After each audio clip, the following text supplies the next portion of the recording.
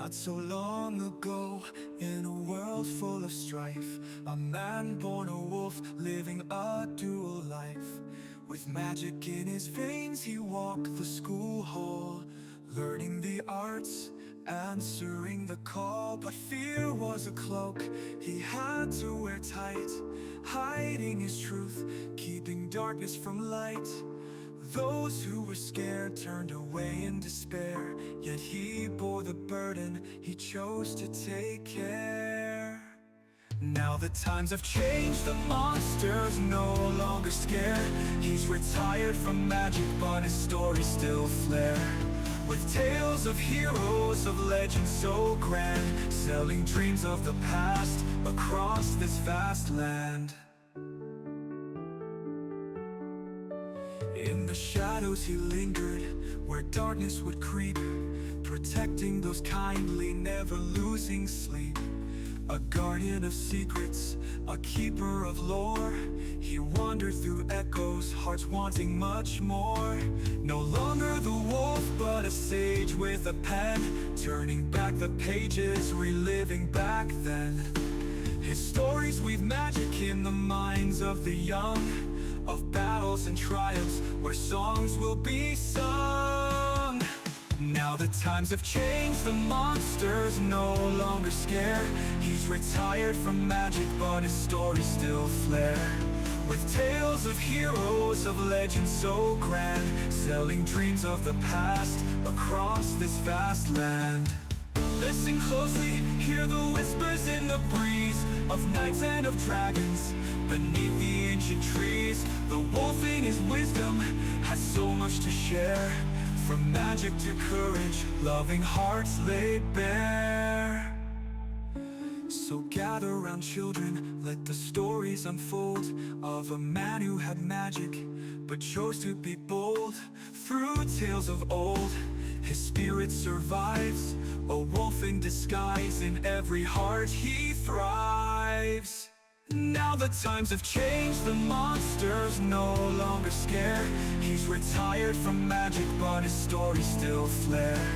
With tales of heroes, of legends so grand, selling dreams of the past across this vast land. So remember this lesson as you look to the skies, even hidden beneath, we see with our hearts, not our eyes. For every wolf's journey, there's magic in the tales of kindness and courage, where love prevails.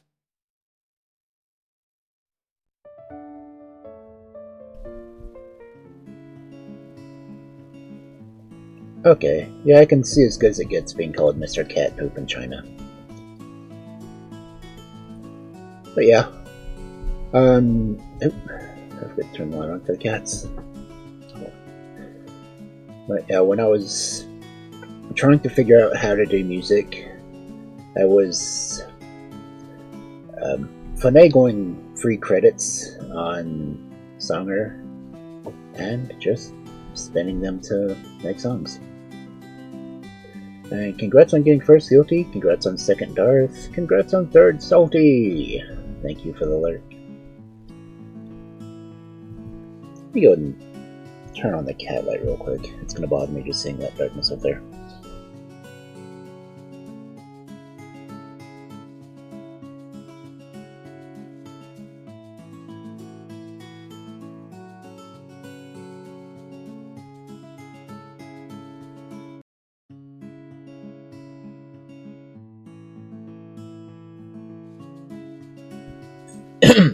I also learned how to put a mute button on my control board, so.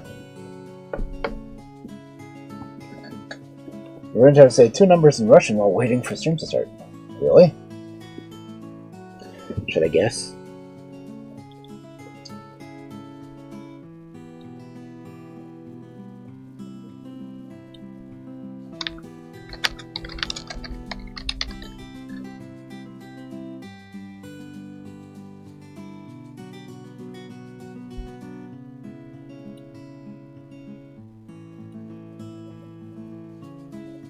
If it's just him, well, I may already know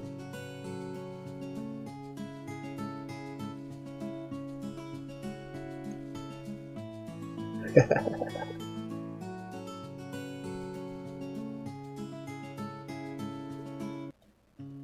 Yep, just some.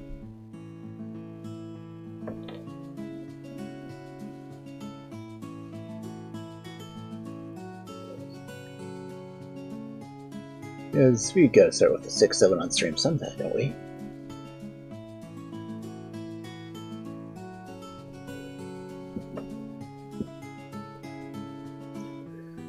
But yeah, we're going to be doing more of Byrd Cochrain than Dead Man's Corner tonight. Let's see, a little over 2/3 of the way through the book. We're in meeting Clay Cooper, who may be considered a known outlaw. He was introduced in the last chapter as Booger Face. He was cheating and gambling, and someone gave him a nice little slash across his nose.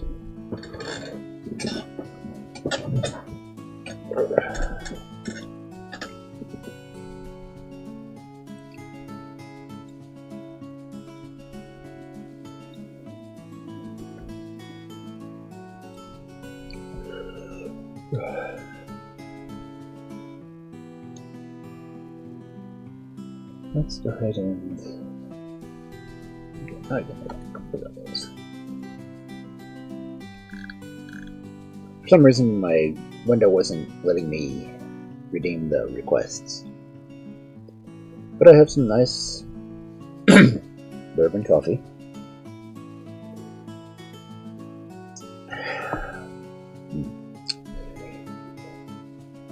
Not that I need to drink coffee this late at night, but I don't sleep anyway. Let's go ahead and switch over to the right screen, which would be this one.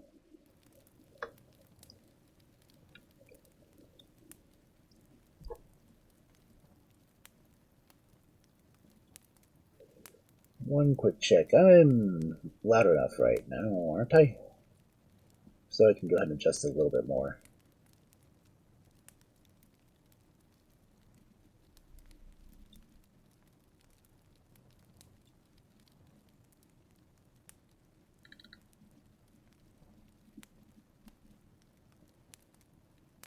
I've got the gain up a lot. I can turn it up a little bit more since I got it to where it doesn't pick up my fan anymore, but it still tends to mute me a little. So. But at least I'm not staying in the red all the time like I had been.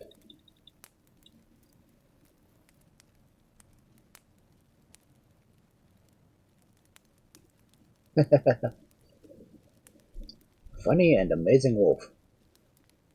I'm trying to think. I'm trying to remember how many times I tell people to chew their food in that one. So you got book 1. Of course, I think you and Matsu both have book 1, I'm pretty sure.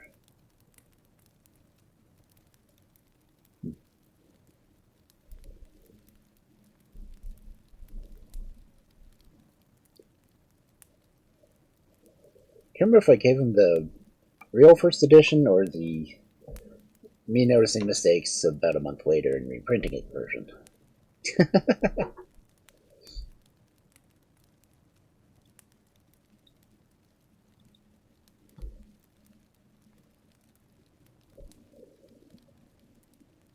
But yeah, I know I left a lot of commentary in all 3 of the books. I will say that I went ahead and went for a drink sponsorship with Dubby. Not likely going to pay out very much, but you guys get 10% if you use Bookwolf. So, Kel will probably post a link for it maybe every half an hour. It's about as often as I have to hydrate.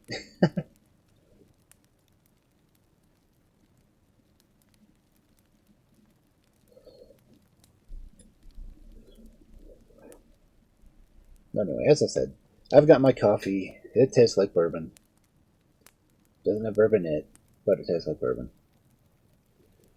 I read some cowboy stories from a cowboy who says he doesn't drink. So there's that. But last time he was talking about buying land, and one of the locals was warning him that Cooper was in the area. So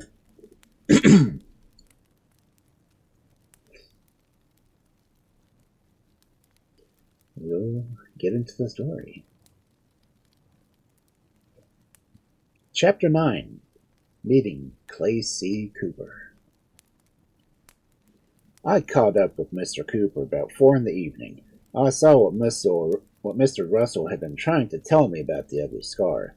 His right cheekbone had been shot off, and the ugly scar on his face had drawn his eyelids so that he could not close his eye. He looked to me like a knife had been doing some carving, too. He looked like the devil himself.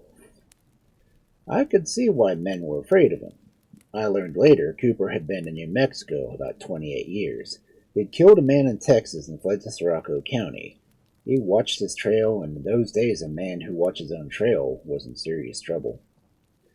We rode along together, and he bantered me for a race. I matched one for $50 to be run next day, knowing full well I would lose, for my horse was in no condition to run.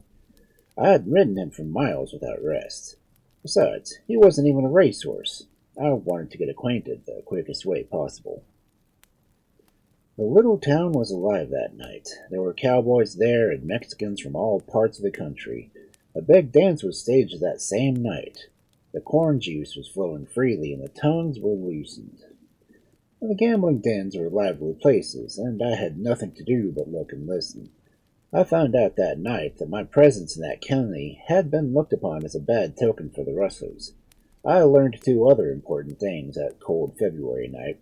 One was that Clay Cooper didn't have to hide his face that he was a thief, and the other fact that I learned was that I was in El Fuego Baca country. It was on that night that I first got indoctrinated to the legendary Saraco County Robin Hood, who had in 1884 supposedly held at bay 80 Texans as he crouched in a crumbling corner of a bullet-torn jackal. Cooper had boasted of his friendship with Baca. El Fuego Baca should go down in history for the gunslinger he really was. The only difference between Billy the Kid and Baca was Baca hid behind the badge of authority. You can bet your last buck that Baca didn't know his friend Clay Cooper was a native Texan. No one knew it until his death. Baca had a motto: if you're a Texan, stay out of my territory. Cooper may have been ugly as sin, but he was no fool. That night, Baca holed up in that shack in Lower Frisco. He was credited with having killed 4 cowboys while defending himself against the 80 Texans. They were after him for killing of a man named Jim Jaron. Baca had come to the little town to campaign for sheriff of the county. He attempted to win a name for himself by trying to arrest a Texas cowboy named McCarthy, who was drunk and shooting up the town. The local justice of the peace refused to act out of fear, so Baca announced he would take the Texans to Saraco for trial.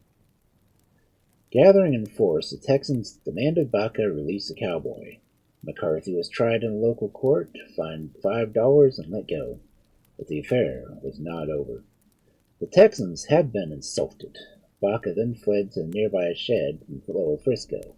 It turned out to be a 36-hour battle, and reportedly around 4,000 bullet holes were later found in the shack. A broom handle had over 9 bullet holes in it. Maybe the facts have grown with the telling, but Baca lived only because the shack had a dirt floor which was dug out about 2 feet below the ground. Thus, he was able to lie flat and catch no stray bullets. He finally surrendered after being promised a fair trial in Saraco. He went scot-free for killing the cowboy, but that night earned a reputation that continues to be exploited even today. The night before this fight, Baca had shot a man named Parham right off his horse with no questions asked. After he was elected sheriff of Saraco, He made no pretenses about the fact that he would shoot any outlaw in sight if he had a warrant for his arrest if he had a warrant in his office for their arrest. He gained a reputation down through the years as being indestructible. A movie was made entitled The 9 Lives of El Fuego Baca. At one time or another, Baca had held nearly every office to be had in Socorro County, including school superintendent. When the Socorro County Courthouse was built in 1884, Baca was the first prisoner held. Though he was tried for 2 murders, he was acquitted by both times. Due to disturbed conditions along the Mexican border, the state of New Mexico in 1918 re-established a mounted police force. During that year, the police performed very valuable services to the state. The next morning, I saw the vicious-looking black horse penned to be ridden. This horse had been ridden by most of the blockbusters in the county, and not many of them had ever kept their seat after the 3rd skyrocketing jump. I entered the bronc contest and asked that I be given the black horse to ride rather than draw by numbers as others was doing. The judge would not let me, but allowed me to change numbers with the man who drew the black horse. The fellow who drew the Black Beauty was more than willing to change. I knew if I could set the critter, it would win the friendship and respect of the cowboys and ranchers alike. If he threw me, I would get a big horse laugh out of them, so either way, I'd be a winner. As soon as I got my saddle set and cinched tight, I stepped into my saddle and told the snubber to let go, and away we went for sure. The critter bucked and balked with me all his might, and tossed my hat in the air as high as I could to drew more than 45 automatics and 2 holes in it before it got low enough to be dangerous. I slipped my gun back into the scabbard under my arm and thumbed the black of the neck and spurred him everywhere I could reach him until he tired of trying to shed his pack. Then I got off and won some cheers for myself. Someone had picked up my hat and hung it on the post where all could see the bullet holes in it. I'd ruined a good hat for the show, but I had shown Cooper my skill with a gun. I kept my business to myself. McBride had warned me about the 2 inspectors who had been sent to that area and had apparently met with foul play, for they were never found. After riding came the goat roping, and I got 2nd place. At the turkey show, I got a big gobbler and 1 hen, which I gave away to families. I ran in the horse race and lost the $50. Things happened to me in New Mexico which changed my entire life. The next morning, I left for the Jewett Ranger Station. I camped on the trail that night and continued on my way the next day. After I got back to the station, I rode around the area for several days getting acquainted. I was able to buy the Carajo Ranch and join in the station, so I decided that the little cabin I would move Ethel and my boys into. I wrote to her and I would be home soon to bring her and the babies to New Mexico. I thought all would be delighted. They were beautiful, clear streams, tall mountains, pretty valleys covered in rich green spur-high grass, and lofty yellow pines. I loved the canyon walls of granite rock and the large boulders of the oak and the aspen along the stream beds. I loved the pine and juniper and cedars along the foothills and wild roses blooming in their different colors. Wild strawberries in the spring made me want my family to move soon with me. Upon hearing the wild turkey gobbling in early spring, I longed for times past which would just never return. Thank you for the hydrate.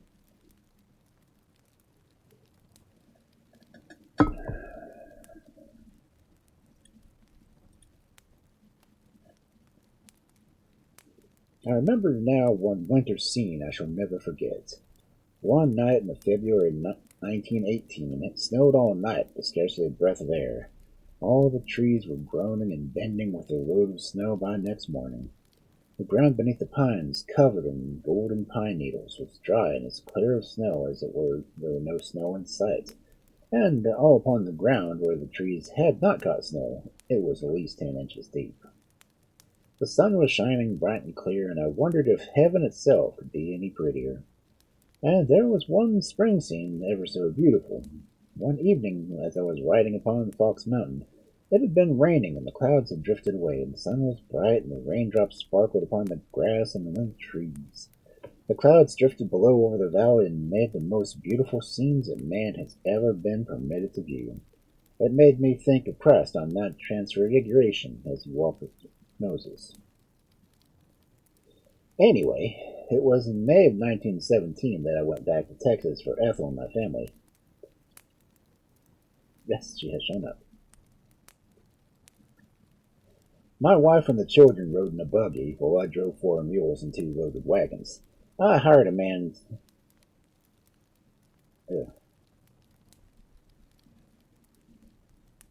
A hired man drove 4 mules in the wagon. We left Wilbarger County on or near the 10th, went over to our place in Stonewall County and stayed there a few days, as Ethel's parents were now living in the other house, which is adjacent to my present masonry type home. Next, we went to Gaines County, and to my place where the folks were living.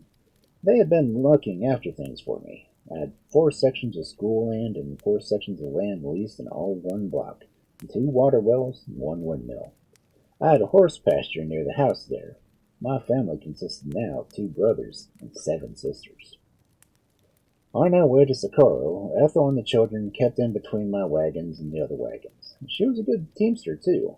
We went through Roswell and went due west from there when we hit the Hondo River and almost to the head of it. We went through Carrizo Springs and from there to San Antonio on the Rio Grande River, south of Socorro, then to Magdalena. From Magdalena, we went almost due west to Horse Springs and then on west to the ranger station. It was a long, hard trip, but the teams held up good because I fed them plenty and gave them rest. My boys enjoyed the trip, but Ethel was hardly up to it.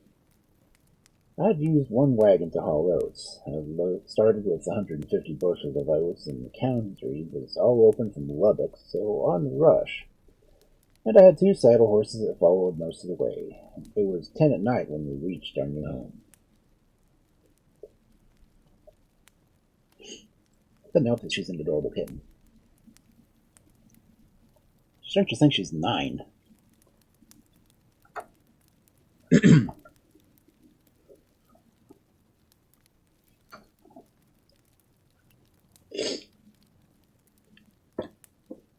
Though Mrs. Crayhill and Mrs. Russell were good neighbors to us, Ethel never liked New Mexico. She had never been away from her parents and grieved for them. She began to hear strange stories about horse thieves and rustlers, and she became uneasy for me. She would cry for me not to get killed and leave her in that godforsaken country. Help was hard to get, and it was 10 miles to the nearest post office and store, and she didn't like the fact that there was no church or school nearby. Shortly after Ethel arrived, some Mexican boys found the body of the cattle inspector lying face down, and his 2 horses were on the NH ranch. Boogerface claimed that he had loaned the man the money on them and was holding them for their pasture as they went around his range. Frank Fowler's body was soon found near Salt Lake. He had been shot in the back. No one ever knew by whom. Most all of the killings were either unreported or quickly forgotten.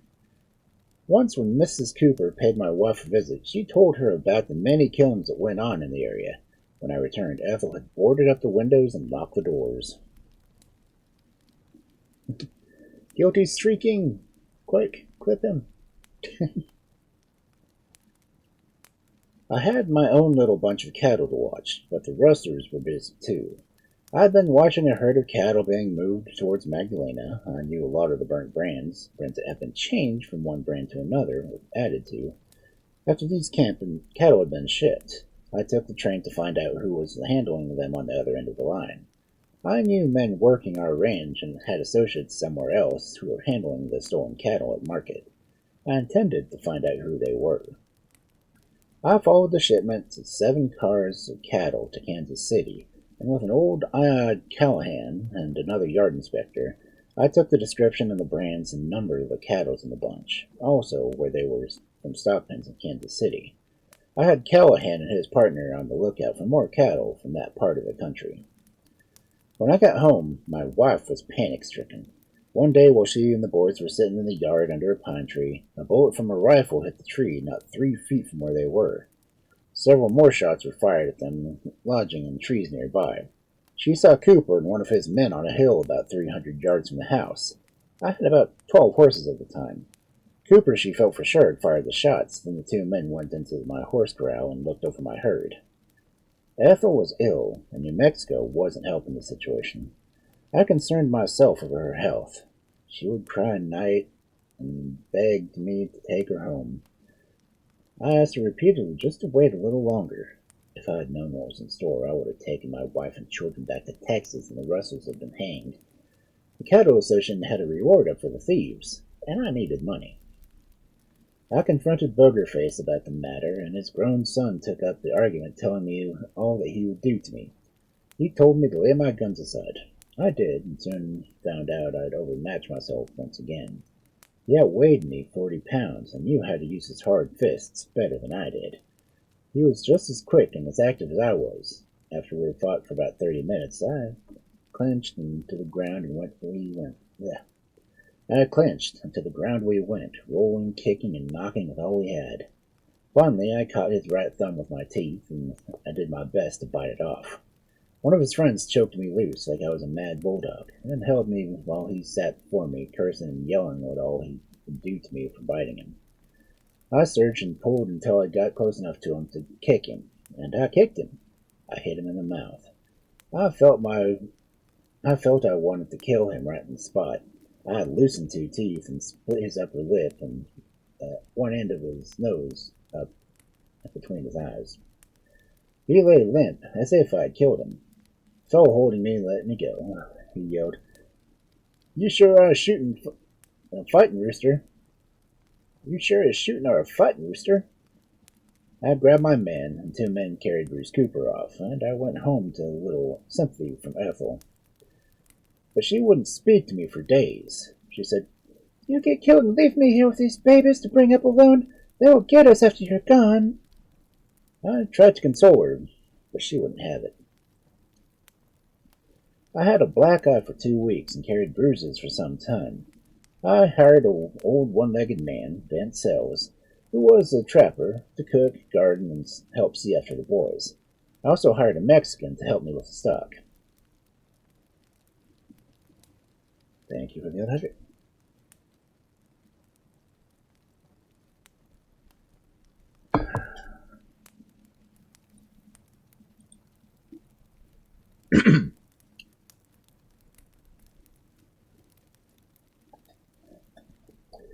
Old Vance, he used to cook for some of the Forest Service bunch north of Jewett Station.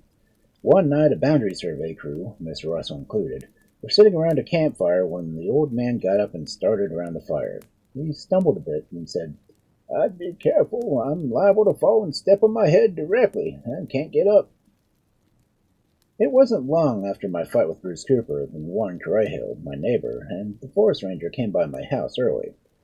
He got me up and told me he wanted me to go with him to the NH ranch and get back some oats he believed the Coopers had stolen from the ranger station. "This is not the first time oats and feed have come up missing at the station, and now I think I know who's doing it. I was out late last night going over various places around Horse Springs and Magnus, taking grazing applications from permittees, and last night I came in late and found a permittee still waiting for me. He was riding horseback, and since it was so late, he asked if I might stay the night. His name was Leroy Castell, and he waited for me to take his grazing application for a sheep he had been running in the forest. He went out to feed the horses and found that sacks of grain were missing. It was so dark we couldn't see anyone about, but the lock on the barn had been broken. Juan, we'll need a search warrant to go out there. The nearest justice of the peace is half a day's ride from here." "Then I'll go without a warrant," Juan declared. "I'll go with you then. You may get more than you can handle." After we ate, we hit the trail of grain right to the Cooper Ranch. He had stolen about 300 pounds. When we reached the ranch, we found Boogerface and his boys at the corral gates. They asked us haughtily what we wanted, and using a few of their usual bad words. One said, "Mr. Cooper, we need that grain for our horses, and we'd appreciate it if you would return it." He got his answer. "Young man, I don't know what you're talking about. I ain't got your grain." "Mr. Cooper, the proof is right there," one said, pointing to the tracks we'd followed. "That trail," he continued, "leads right to your corral. The grain is in your barn right now, and that feed belongs to the government. and you'd better return it or we take a severe action against you. One's tone was adamant. We rode away, and no more words were spoken. But Cooper returned the stolen feed. He decided he didn't want to fool around with government property. Another reason he dared to steal was no one had had the nerve to call his hand. The Coopers always kept an extra hide nearby with a running brand on it. When they finished skinning the first, they would dispose of the hide with the brand that wasn't theirs. And they would use the brand of NH to show it was their cow. That way, no one can prove anything on them.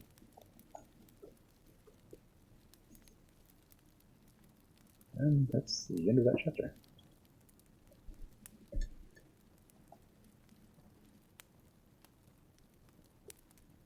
Okay.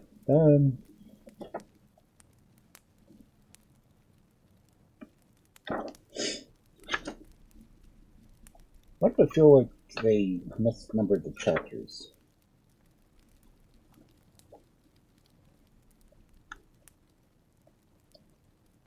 Because they did. I said it was chapter 9, it's actually chapter 19. They didn't bother putting the second X. I really want to republish this book. There's nothing else, just to fix all the errors I found in it. So that was chapter 19, meeting Clay C. Cooper. Because now we're getting into chapter 20. And I'm pretty sure that last one wasn't 11 chapters long.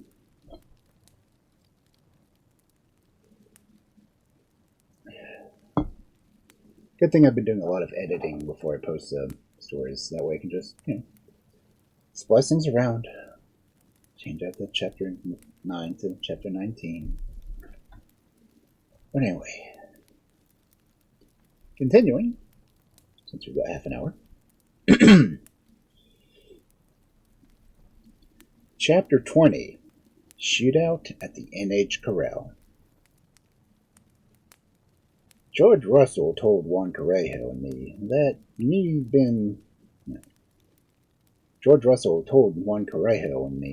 he had been buying a quarter of beef from the Coopers each month. Shortly thereafter, Juan and his brother Ambrosio heard from the sheepman who had had supper with them one night. He had told them he was buying all his meat from Cooper. He was getting a whole carcass at a time. Juan asked him to let him know when he bought them again. Juan in turn notified Fidel Armijo, inspector of the Cattle and Sheep Association, whom I had met several times since moving to New Mexico. Since Cooper was a deputy and a game warden, we all knew it would do no good to call in Sirocco County officials. I had already found the El Fuego Baca, deputy sheriff of that sprawling county, was also a lawyer in Albuquerque, and Cooper was one of his best clients. The Cooper boys had records, too, but the time had come and the chance to get evidence against them. Fidel came by my house and asked if I would join him in the arrest. I told him I would, and Ethel began her usual objections. Mounted policeman Calandera Chavez had already deputized Rangers Juan and Ambrosio. I was also specially deputized by him. I was the only Anglo in the posse, the 5 of us. This job had to be done on the spur of the moment, and without outside help from the inspectors who had caught the rustlers with the 2-year-old heifer about to be half-skinned, lost their lives by confiding in the law. The men had crawled up close to them and offered them to surrender, and the heifer belonged to one of the inspectors. One man held the thieves while the other went for the sheriff. The sheriff put all under arrest, and they quickly made bond. The sheriff took the hide to keep it, and it was 2 years before they were brought before court. The hide was so dry and wrinkled that no brand could be seen. All it was hide and stolen heifer. The sheriff ordered it taken to a brewery and see if there was steam so that the brand could be seen. The juror was taken along to see it. When the hide was sprayed out and the brand could be seen, it had the thief's brand on it, as the sheriff had, of course, changed hides. They were acquitted. It had gone on for some time. Beneath the north hill of the Apache Mountains, Fidel Armijo had watched through the night of some kind of proof that the Coopers were stealing Correjo cows. He had worked for some time trying to pin something on Clay. The Correjo family had been missing cows for some time. Mrs. Noe Correjo saw the two younger Coopers as they slipped into her corral and carried off her old milk cow. She sent Henry, her teenage son, to the ranger station. He told Juan and Ambrosio what happened. Officers Chavez and Fidel were ready to move in.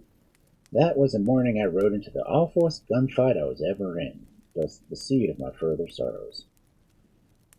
We four joined Fidel on the hill before daylight. Mr. Jones from Seven Troughs had been our informer, and we were ready to move in. When we heard the shot that killed the cow, we loped down the hill and raced towards Russell's corral. Pokerface rushed out from his house as soon as he heard the horses coming and offered us a cup of coffee. Juan ignored him and rode on up to the corral gate, and we followed. Chavez says, "Juan, you'd better not go in there. They're heavily armed." Juan jerked the pole off the gate and jumped his horse into the corral. I was right behind him. Bruce Cooper, whom I'd already tangled with, yelled, "You dirty Mexican half-breeds! If you come in here, I'll kill you!" Bruce grabbed for his 30-30, which was standing by a post. He fired quickly. The bullet went astray, and the fight was on. I drew out my own gun and then shouted at Clay, "Clay, drop your—" A shot struck the pole near me, and I had an answer. I saw Bruce fire a couple of shots with his 30-30. He ran out of ammunition and reached for a six-shooter. Bullets were flying in the gray dawn and echoing for miles around. I fired again. I saw Bruce stagger, bleeding and moaning. The cow thief sprang on one and grabbed his gun in the brave ranger's stomach. One jerked quickly to one side, causing Bruce's shots to hit him in the left side of his belly. It landed between the outer skin and the inner lining. Juan grabbed his gun by the barrel. It landed a head blow with the stock, and the gun broke, and parts of it went flying through the air. Bruce Cooper staggered crazily towards the fence, and just as he got on top, Ambrosio yanked him down, and Bruce fell dead at his feet. I saw Fidel with his gun pointed at the old man's throat and yelled for him not to kill him. Fidel had grabbed Clay Cooper and was using him as a shield. Fidel had ridden into the gunfight with one bullet and a missing magazine. Harmon Cooper, wounded after having been shot through the mustache, fired toward the two in desperate try of rescuing his father. At the same time, a young son rushed from the house and fired at Fidel. Clay Cooper dropped dead from a bullet from one of his own sons. Harmon weakly shed his gun and lay sprawled in a pool of blood on the cold ground. Such an assemblage of human waste I had never seen. With the crippled Cooper boy who had rushed from the house was Mrs. Cooper and an older daughter. The mother had a shotgun. The girl was carrying a .22 rifle.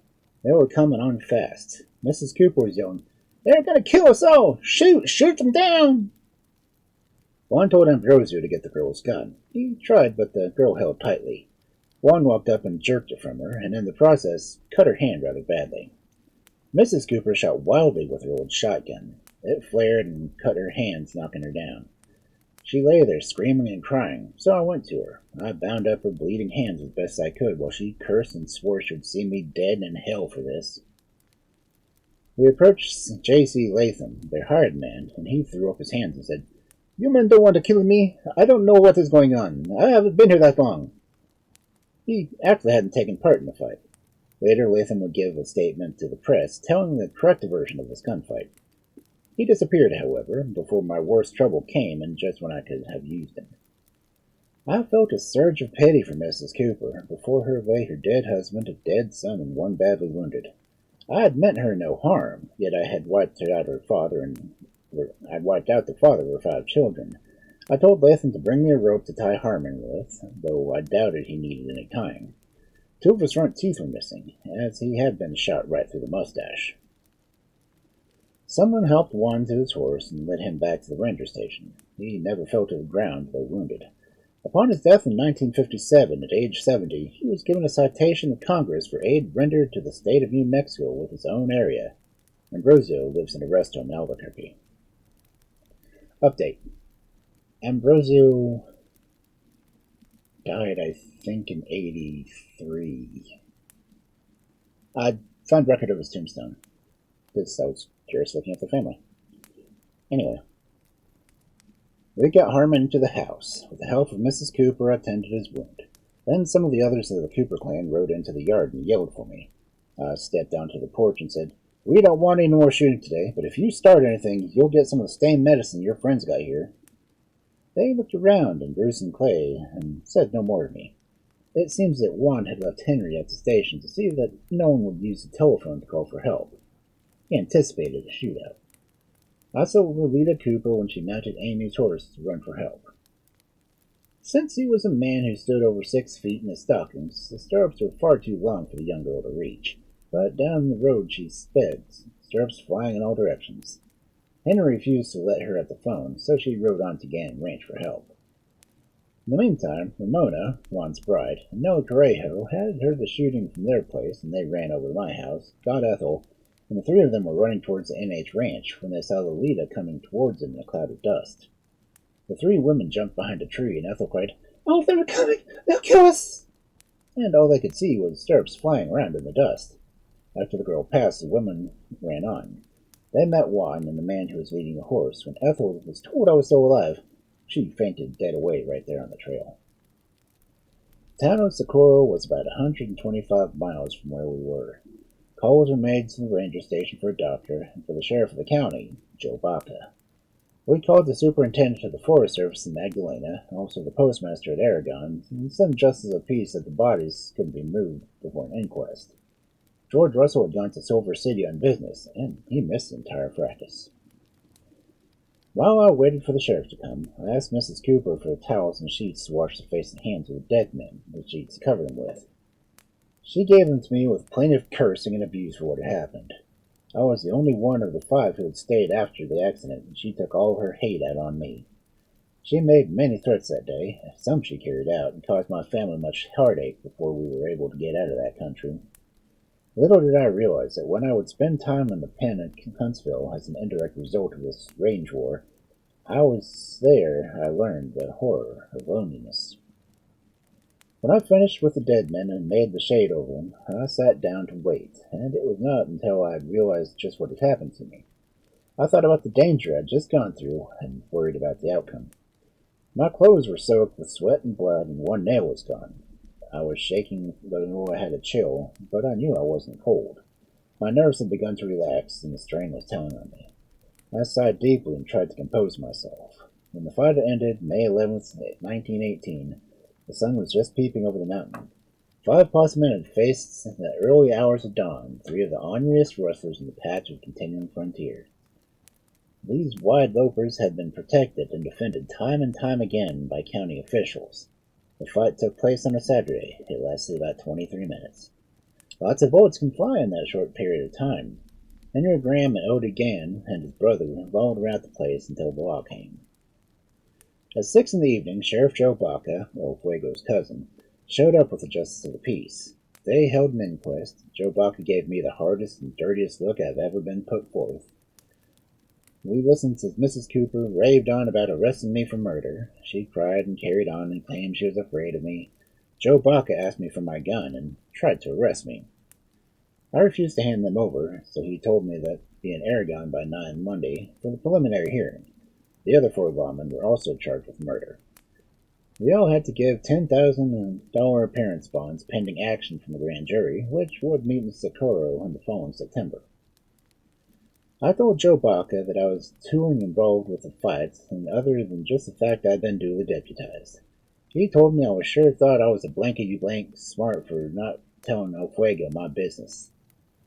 I replied, "I don't do much talking. This was my business and not yours or El Fuego's. I've learned the hard way how to keep my business to myself. I saved my family lots of grief that way." He blabbered on in Spanish, but I knew he was cursing me. Then one night, shortly after my horse was shot out from under me along the mountain trail that led from Aragon to the ranger station. One shot went into the fork of my saddle under me and broke my horse's back, killing him and leaving me at foot. That put the finishing touches to my wife's fears. I knew I would have to get her started back to Texas, and she would never last until the trial in September. She was expecting her 5th child, and travel would not be easy for her. When I told Ethel of my decision to send her to her people in Stonewall County, she immediately began packing.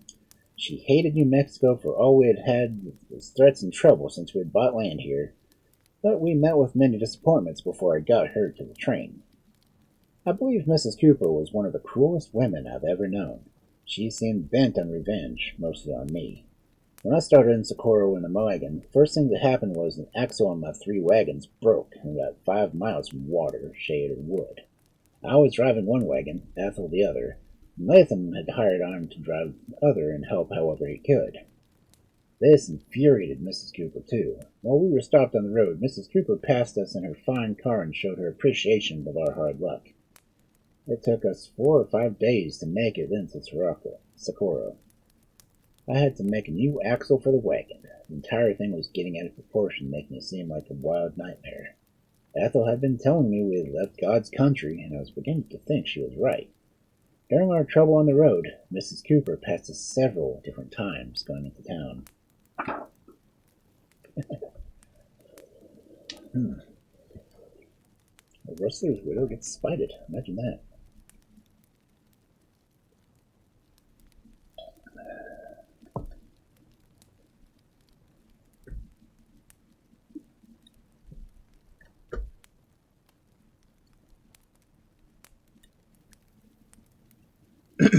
Let's see, should I try to do another chapter?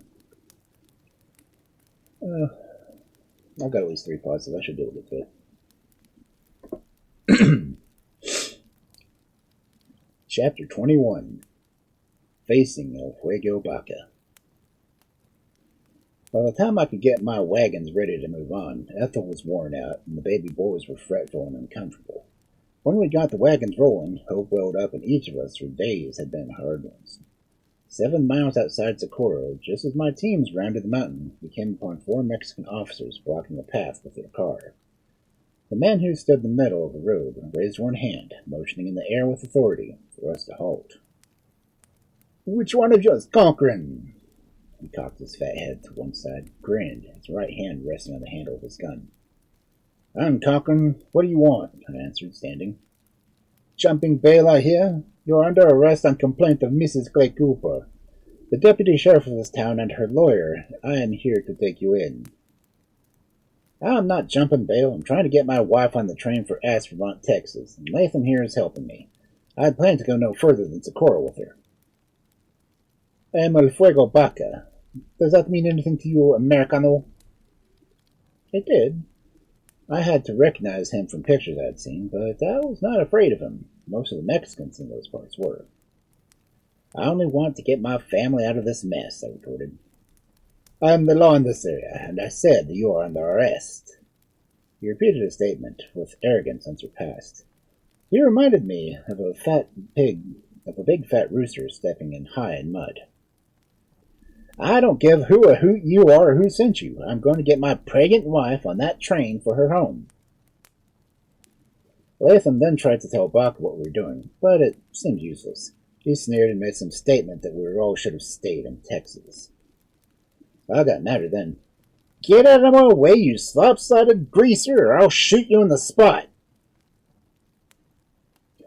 I reached for my gun. I saw Ethel crawl back into her wagon. She returned holding a shotgun on 3 Baca's henchmen. She never said a word. "Out of our way!" I stormed. "These wagons are rolling into Socorro. It is 125 miles back to my home, and my family couldn't make a return trip." I intended to get my goods on the train along with my family, if I had to kill. I'd ordered to let one of these men drive the wagon into town, then I would go with them. They wouldn't hear that. He wanted me to go with them, yet he informed me that I couldn't leave the wagons blocking the mountain trail. His deputies had left their guns in the car, but when they saw Ethel and I both had guns, they didn't bother to come back our way. Baca loped off towards the car, too. He muttered angry words all the way. His old puffy face surely was red. Baca was a tin god, only to his own kind. When I reached Socorro, I drove straight for the plaza, where I found the whole sheriff posse waiting for me. I made arrangements with an old Mexican to let my wife and family camp in his yard until I could put them on the train for Texas. I was then shoved into a filthy dungeon, which Baca boasted for them was for the likes of me. The next day, they lost no time arresting Latham. I was in my cell, wondering how I'd allowed Becca to put me in jail. The darkness in that hole was so thick I could feel it in my hands. I felt my way around the room, and the air was the foulest I ever had to breathe. There were 3 old cowhides on the floor, and all kinds of vermin in there with me. No bedding, not one breath of fresh air reached me. J.C. Latham stayed only a short time before the district attorney got him released. It was then the deputy sheriff filed a complaint against the district attorney for interfering with the sheriff's department. He did the same when I was finally released. About 11 o'clock the next day, my wife came to the jail to visit with me. I was taken from the dungeon to see her. She had the babies with her. 2 guards watched. Ethel told me that my chances for release seemed obscure. I told her to go on with the prosecuting attorney and send him to me at once. About that time, the guard shoved me out of her sight. And when one of my boys started crying from fright, the guard picked him up and pitched him into the yard. When he did that, I tasted blood. My boy struck his mouth and he began to bleed. Attorney Eaton soon ordered my release. All this was a matter of record in Socorro's courthouse. I was allowed to get the family on the train while 2 guards stood watch. Then I was thrown back into that stinking hole. Though one and the other men involved in the inmate shooting were arrested, bail was put up for them by Mr. Aragon and Mr. Smith of Apache Creek. They were out and unaware of what was happening to me. I knew if I could just get word to them, they would help me. I was really in trouble, not only for El Fuego, the deputy sheriff, his cousin the sheriff. He had an uncle who was a judge, and another republic was also a relative. It was indeed Baca County. I was a stranger in a strange land.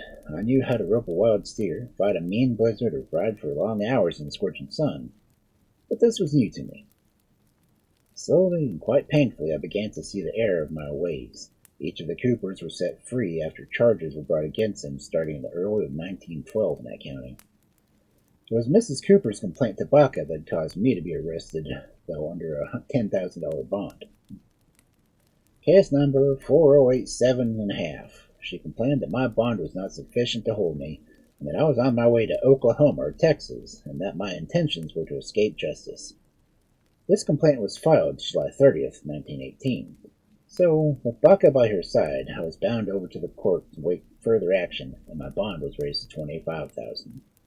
I was to remain in jail until the 15th of August, when the grand jury would meet. This order was signed by Judge M.C. Matcham. The only thing for which I was glad was that Latham had promised to go with my wife and children as far as Bellin. And there they would change trains, and from there they would get to Snyder, Texas. I felt relieved knowing they would be safe at last. When District Attorney Eaton got me released, he ordered Baca to return my money and gun. Baca kept my gun and $10 of my money, but I was glad to see daylight, and I didn't care if Mr. Eaton warned me that I was in trouble in that area, and that I was in no means a free man. He led me to believe I might return to my family in a pine box if I didn't figure out some way to get out of town. I don't mind admitting that for the first time in my life, I knew a real taste of fear. I'd never mind facing a man in battle, but the constant worry of being shot in the back or ambushed is some fearsome thought. I desperately wanted to see my boys grow up. By the time Latham returned, I had been jailed a second time. It happened about 2 weeks after I sent the family on. I had written to McBride telling him I needed help, but I doubt that my letter even reached him. Things began to happen fast. I'd gone to bed, and Baca came for me. He told me he was taking me in again. I asked for his warrant, and he assured me he would have no trouble getting one as soon as he'd got me in jail. He said, "If you damn Texans don't want to be in my jail, stay out of my country." I put on my clothes and went with him. He kept me off the street and took me in the back door to the cell. There I was in the dungeon again. I surely did balk at the door that time. When that foul smell began to trickle in my nostrils, I remained. It took El Fuego and 3 of his men to shove me back into the hole. I stayed there for 9 long, miserable days. It really is.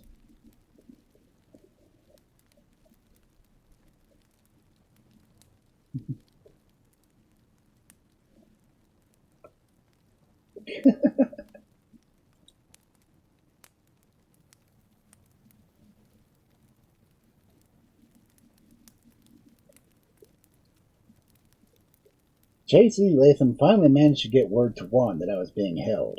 It was so good that ninth day to hear Juan's voice call out to me, "Byrd, come on out of that hole!" I was almost too weak to walk, and I had to have some help getting up the stairs.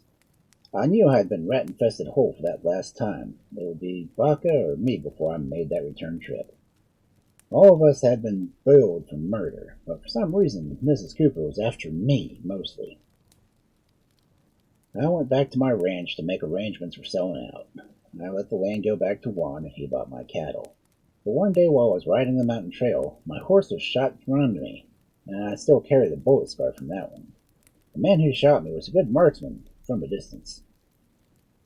Then September finally came, and I went to trial with a $25,000 bond over my head, and I felt I would go free. We were told by the grand jury that what we had done was a great service to the state by breaking up the Cooper clan, and that it was a breakthrough at last for cleaning up the cattle rustling along the border. We were acquitted. But El Fuego Baca was not through with me. I was not to be freed from his legendary figure. He stepped up to me right there in the courtroom, even while the jury was asking me to be dismissed, and slapped another arrest on me. I was charged again by Mrs. Cooper for the murder of her husband.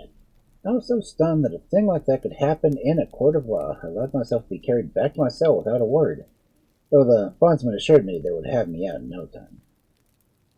Another $25,000 bond was raised by my friends. Baca seemed surprised that I was able to get a bond. But why me? The others were set free, and I was arrested again. Harmon, his sister, and Mrs. Cooper swore many things against me that week. Mrs. Cooper even moved in Socorro, claiming that she was afraid to stay out there in case I was free. About a week after the preliminary trial, and I had been found by bond given by 3 weeks before to appear before the next grand jury, March 12th of 1919, I was retiring one night as usual, but as I stepped into my hotel bedroom, I heard someone breathe and move, and before I had time to think, a knife blade was sunk deep into my left shoulder, and the blade broke off near the handle. I grappled with my assailant with my back to the lighted hall door, which gave the other fellow the advantage. He cut both my hands and gave me an ugly scar on my right cheek.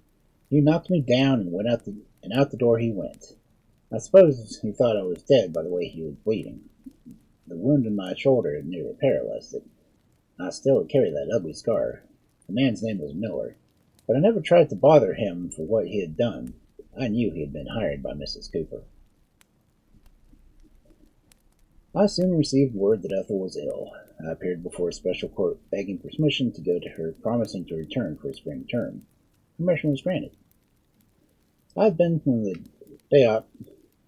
the depot and had started back to town to get my things when I noticed a heavy cloud overhead in the northwest. I didn't give much thought at the time, but later on I gave it some reconsideration. I could see 3 men in a saddle of the street about 3 blocks ahead of me, standing some 15 feet apart. I knew who was waiting for me, Baca and his henchman. One always stood arrogantly poised with his right hand resting on the handle of his gun. Eaton had warned me he would be after me. Even his uncle, who had the county judge, had gotten word to me of being careful. He warned me Baca had killed many men counted in the line of duty. I dropped my reins over my saddle horn and rode straight ahead with both hands free. I could tell there would be no other way. Baca wanted a showdown. When I got within 40 feet of them, God must have intervened. One of the most vivid flashes of lightning I had ever seen, and the terrific peal of thunder shook the buildings, struck. By the time I could see from the blinding flashes, heavy sheets of rain had begun to fall. No one was in sight. It was almost dark, and the clouds hung low over town. It was only 2 in the evening. I turned my horse's head south past the courthouse and the mall, and took the highway leading south, and by the time I'd gone outways of the town, the roads were dry, and there was no wind at all. I moved on fast. I traveled on the highway to San Antonio, New Mexico, then took the road to Carthage. I knew El Fuego Baca would have to head me off in a car, and if he got me, for he was no horseman, and he was too fat and lazy to ride after me anyway. By the time I reached Espermont, Ethel handed me another baby, 5 now. He was 9 days old. Ethel's folks had been running the place, and they went to the Russell's County to live with their only son, as Mr. Hancock and I never got on very well together. I sold off my teams and cattle, as feed was too high, and rented land with Charlie Huggett, Ethel's cousin. Charlie and I had talked about my troubles in New Mexico, and he became concerned about my returning to stand trial. We both knew I would never come back. August said, Byrd, Ethel needs you to raise these boys. If you go back there, they will shoot you in the back, and if they can't get you any other way. I know that, Charlie, but I can't skip out on Juan and the men who put up my bond money. Those men would lose everything they have. That conversation took place December of 1918, shortly after I first met him. On March 8, 1919, Wayne Ursery, Charlie's brother-in-law from Oklahoma, came to help him with the land while I was gone. I had to be in Socorro on the 12th.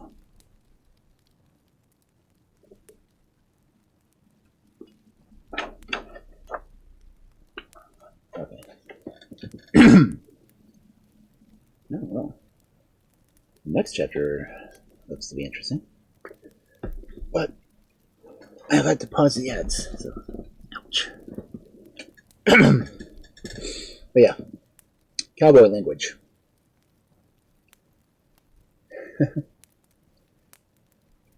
And you know me, I don't censor.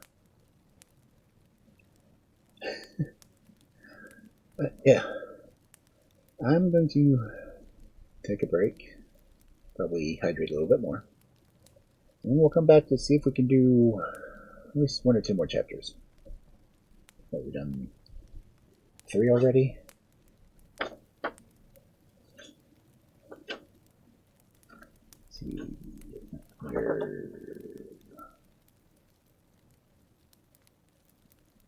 There are only 4 chapters left in the book.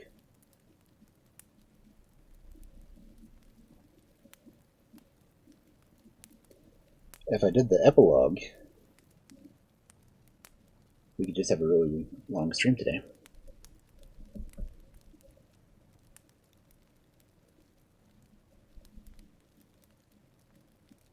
There's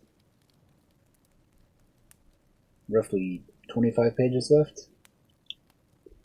Oh well. Have a good break, everyone. I'll see you in a bit.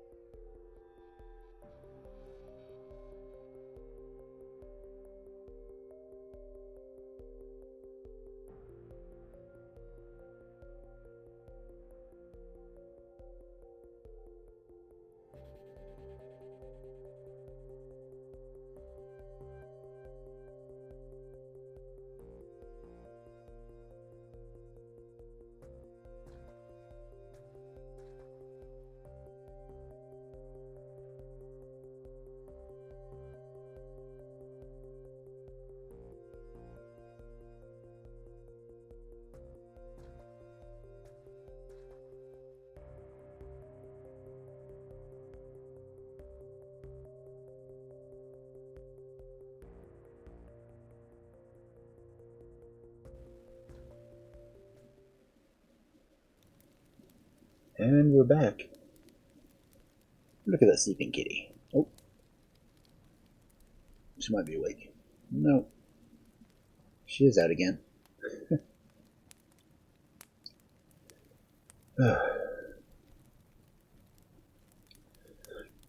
Now we're actually getting to the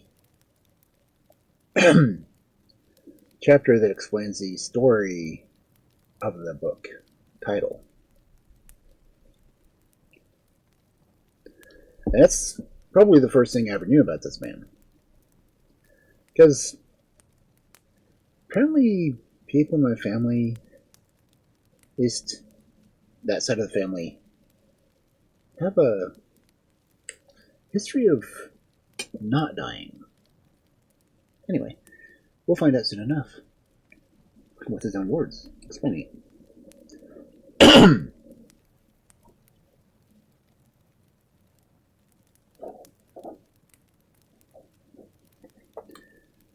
Chapter 22. Faking Death.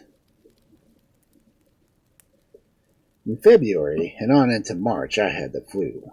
I would get out of bed and have a back seat. Ethel was down too.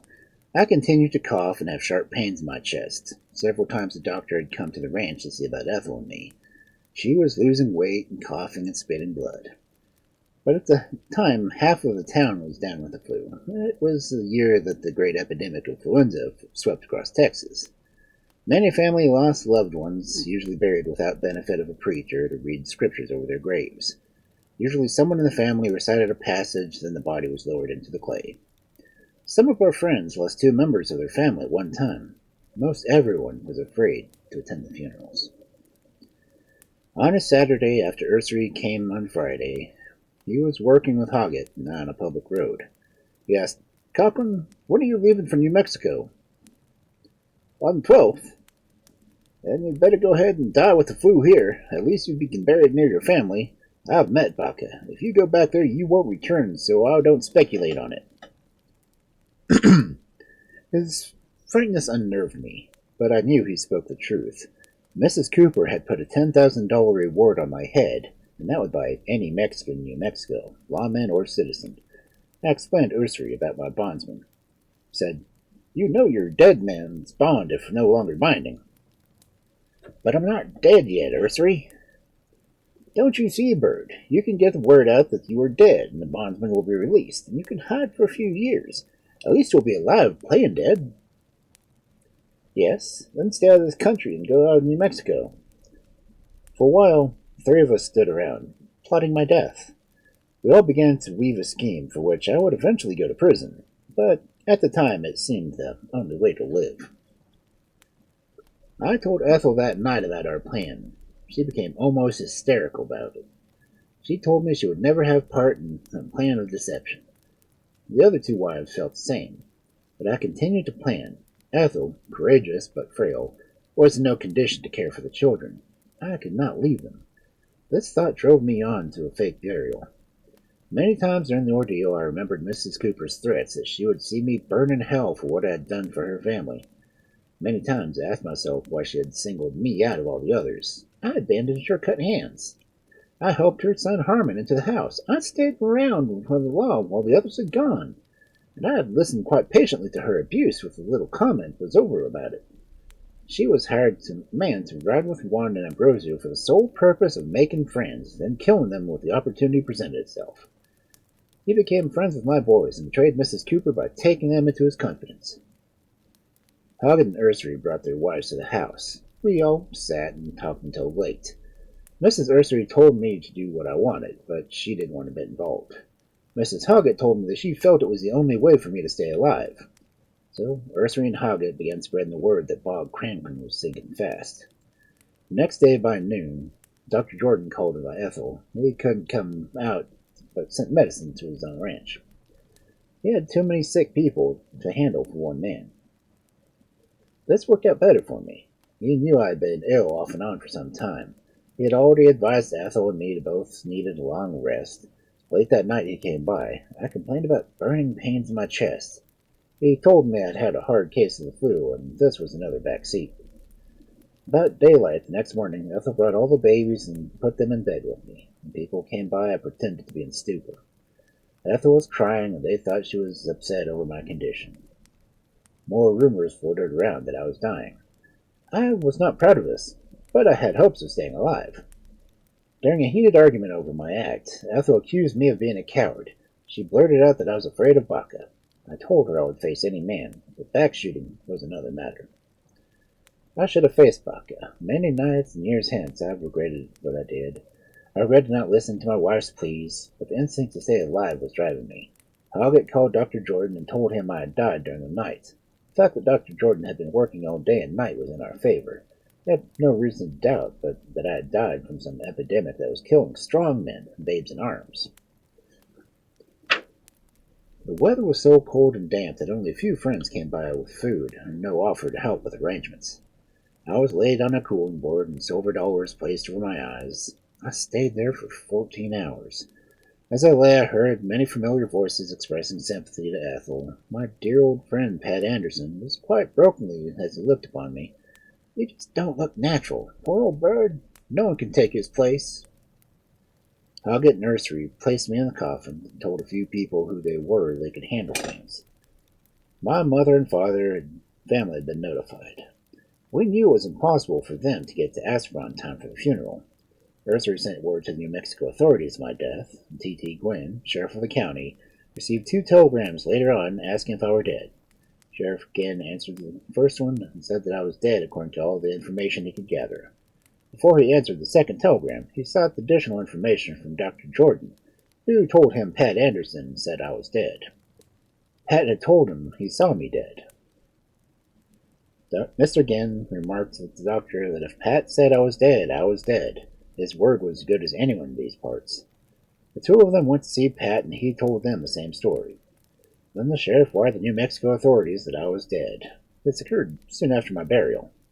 Sheriff Ginn resigned from office some months later. Several of my friends helped dig my grave. When Nursery told A.L. Cope, my neighbor, of my death, Cope got together with some other men and went to Johnson County Cemetery where they dug the grave for me. He offered to go by my house, but Hoggett and Nursery kept declining such offers. Mr. Cope attended the funeral, as did Anderson, and they were all among the ones who helped lower my casket. And some of my friends asked if the coffin needed to be opened to let them have a last look. My wife told them that she wanted the children to remember me just as I was when I was alive. No one insisted, of course, and Nursery lost no time in trying to get rid of the handful of people who had come to my funeral. I put an inner tube inside the lining of my casket in case I needed it. The weather being so cold and damp, few words were said by Preacher Bauer, the Methodist preacher, and Hoggett Nursery insisted the crowd go home. Brother Bowen and Pat Anderson were the 2 men who brought my casket out of the house for Hoggett Nursery. After everyone was gone, the 2 men lost no time in getting me out of the coffin.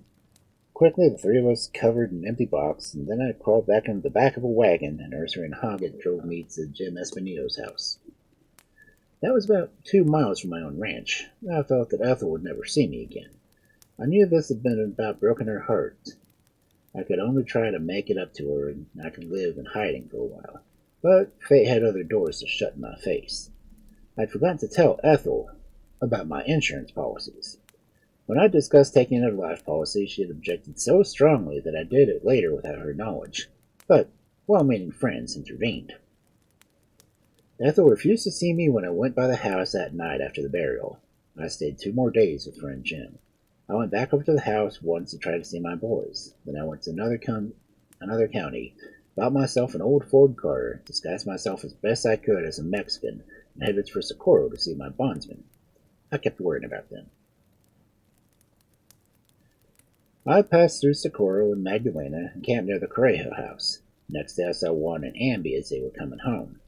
I had scrubbed the stove polish off my face and hands, but left my eyes shaded. I had changed my clothes and headed for their house. Family was having supper. I could see them from the window. I could also see that if I entered the house from the south door, the 3 men would have their backs to me.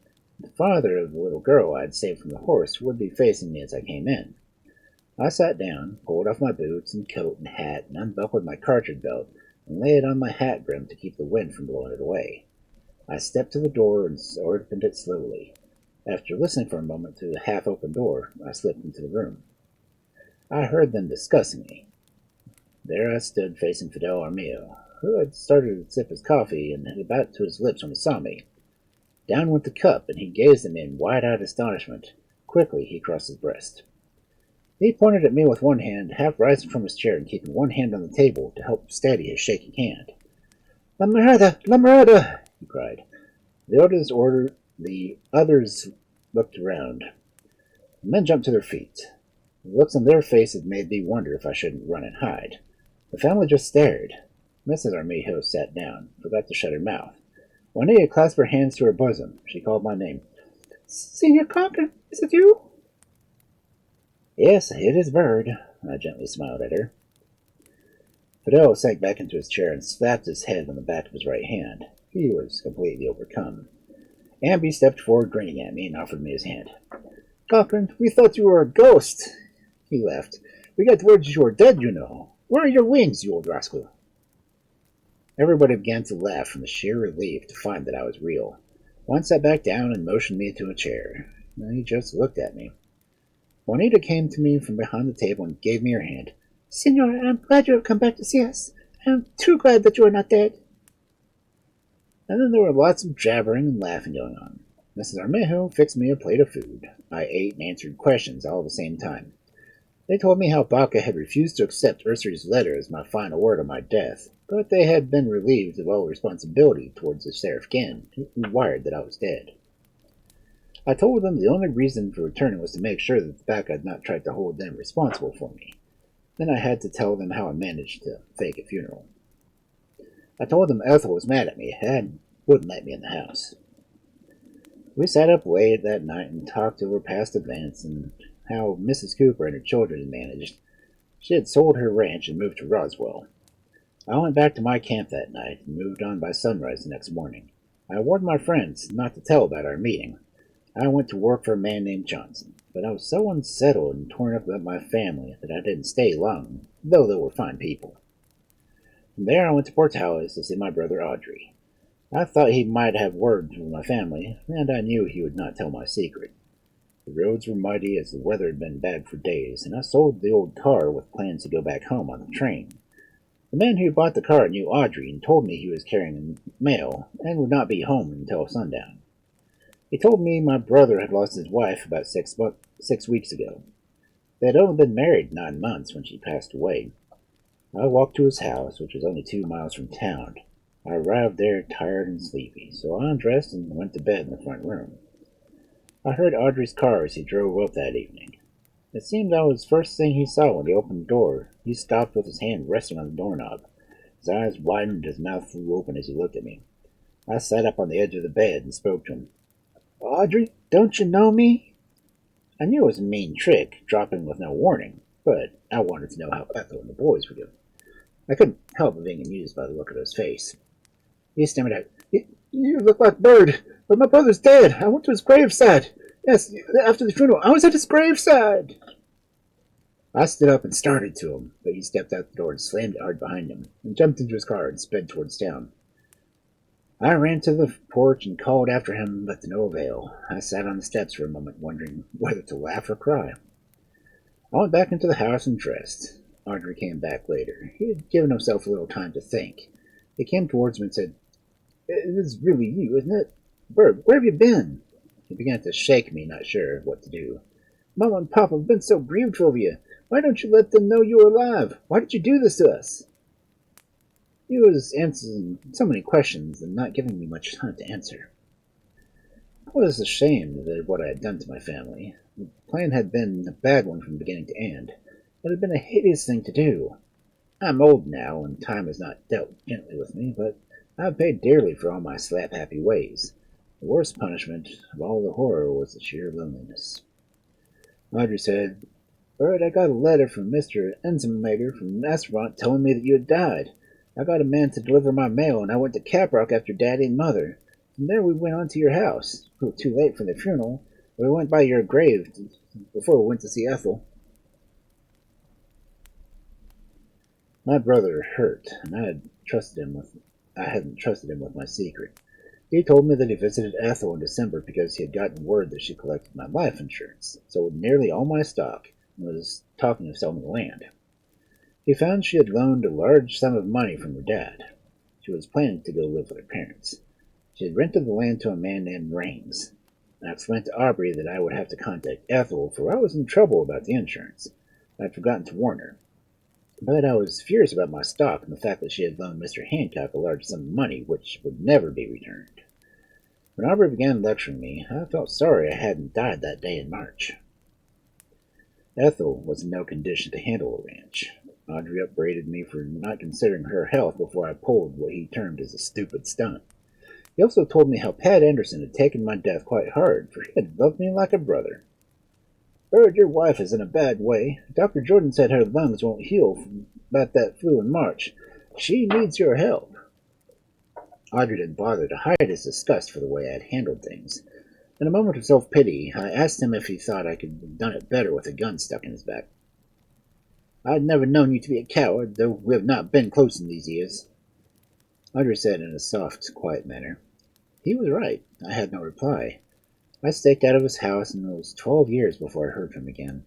It was also 12 years before I heard from any of my family, for they quickly forgot the money I had sent to feed and clothe them, and remembered only that I had disgraced them. So when my chips were again down, I had no one to turn to. My troubles were of my own making, and again I was without the love of my family I had tried to help. All this trouble for me resulted from the vengeance of Mrs. Clay Cooper. Her husband and Soons were thieves. The boys had been taught to steal from the time they could ride a horse. And these were the kind of people the self-taught, idolized self-ego Baca defended. And the only wrong I had done was not staying on the ranch and minding my own. Huh. Now you know why he has a tombstone in his house.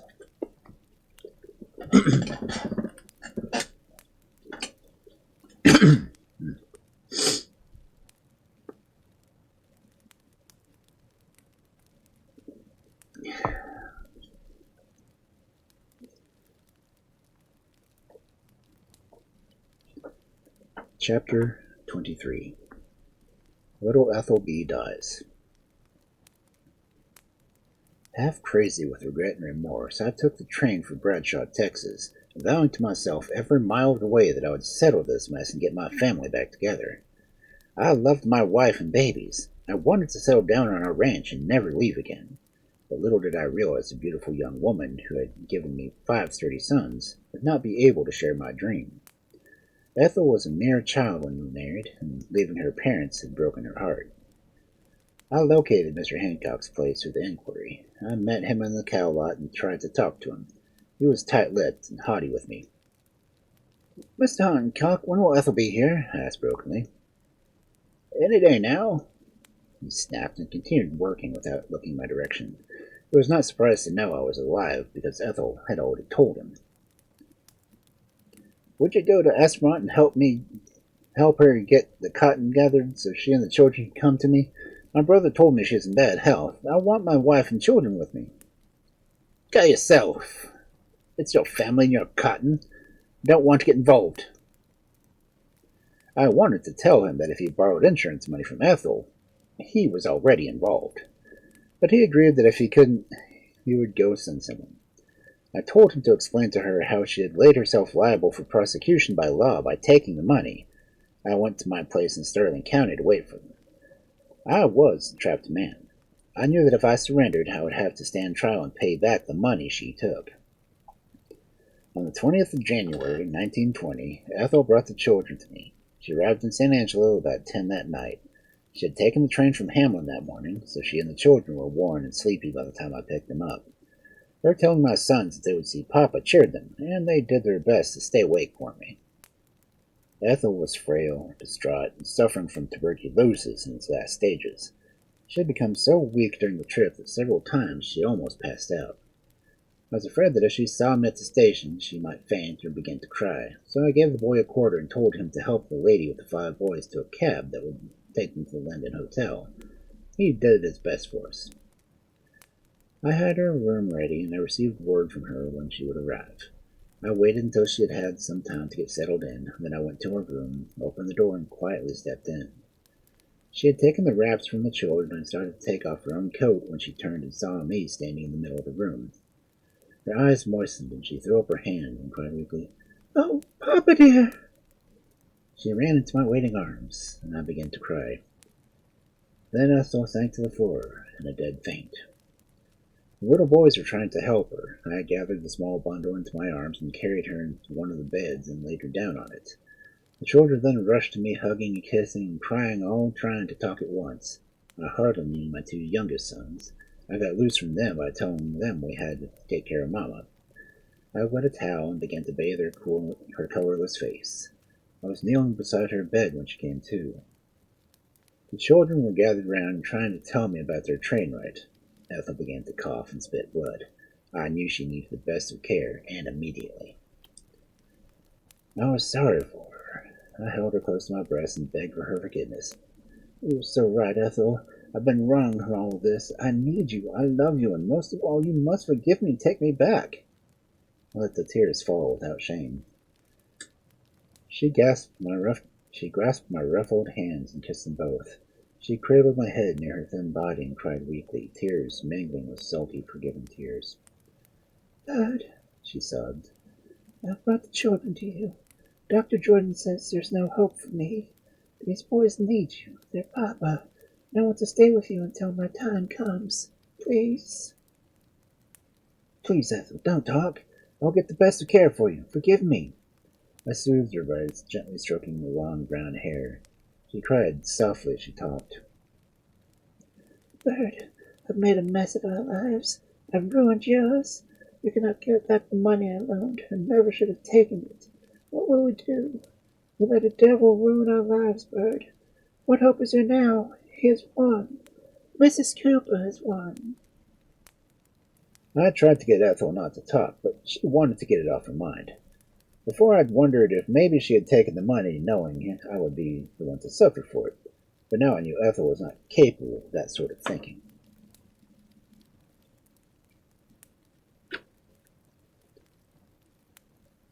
"Byrd, Mr. Anderson, Carlos Hope, and some of your friends insisted I take the money. I tried to refuse it. I tried my best, but they kept after me that it was mine. I didn't know you had policies. They kept telling me the boys were entitled to it. I didn't tell you or take the money.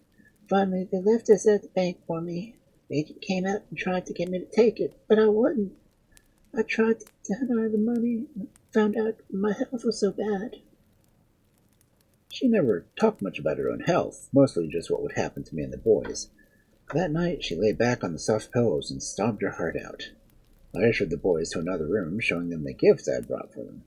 I told the oldest to keep the others quiet, for their mama was not well. I went back to the bed and kissed my wife's faded blue eyes. I tried to tell her of my plans, but she sadly shook her head. I wanted us to be truthful about her condition. She accepted it. I hadn't. She was so young to be dying. I longed to cry out to God right there in the room and ask her why. Why not me instead? But I dared not disturb her more. I had to live with the thought I could not make up for her loneliness, my absences, her hard work and worry. Our life together had been by no means an even flow. But the greatest pleasure of my life was in loving her. I lay for moments with my head against her soft shoulder. I could hear my boys exclaiming over their gifts and their mingled voices reaching us from the other room. The soft drops of rain splashed on a window by the bed. I clung to her in my almost frantic effort to push death away from my mind. Finally, Ethel pulled my face to hers and kissed me gently. She patted my cheek, dabbed my eyes, and told me we would never again be parted in this life. She helped me then ready the children for bed. Soon all 5 sons were lost in slumber. I looked at my children, and then at the little mother who had given them to me, and realized how much I'd loved them all. Truly fate had not been on our side. We talked on into the night, even amid plans we both knew would never materialize. She told me she had given notice to the Southwestern Life Insurance Company of Dallas, Texas, March 17, 1919, of my death. She had written a note giving policy number and date of my death, and the policy was for $5,000. Since these policies were taken out a few years before my troubles in New Mexico, I could hardly have been expecting to collect on them at an early date. I wanted protection for my family should I pass on. Ethel would collect them in the sovereign camp of woodsmen about the world and modern woodsmen of America.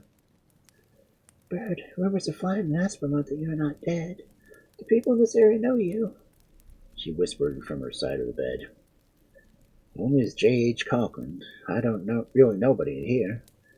I've kept as much to myself as possible.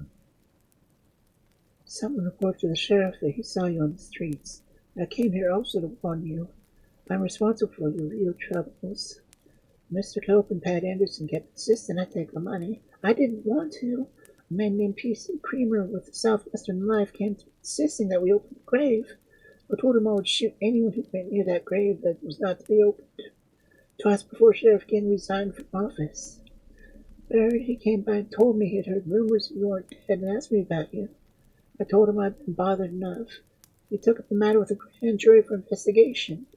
I'm afraid now. I know they're going to get you. Ethel grew tired, and insisted she try to rest. I felt it would be only a matter of time before my arrest, since Ethel had left Aspermont. I slept very little that night. The next morning I got the family up so we could go to the ranch. After we ate, we took a closed car to Sterling City, as there was snow on the ground and the air would be cold and damp. As we rode along, I knew my troubles were mounting, but I had to take care of Ethel. One step at a time now.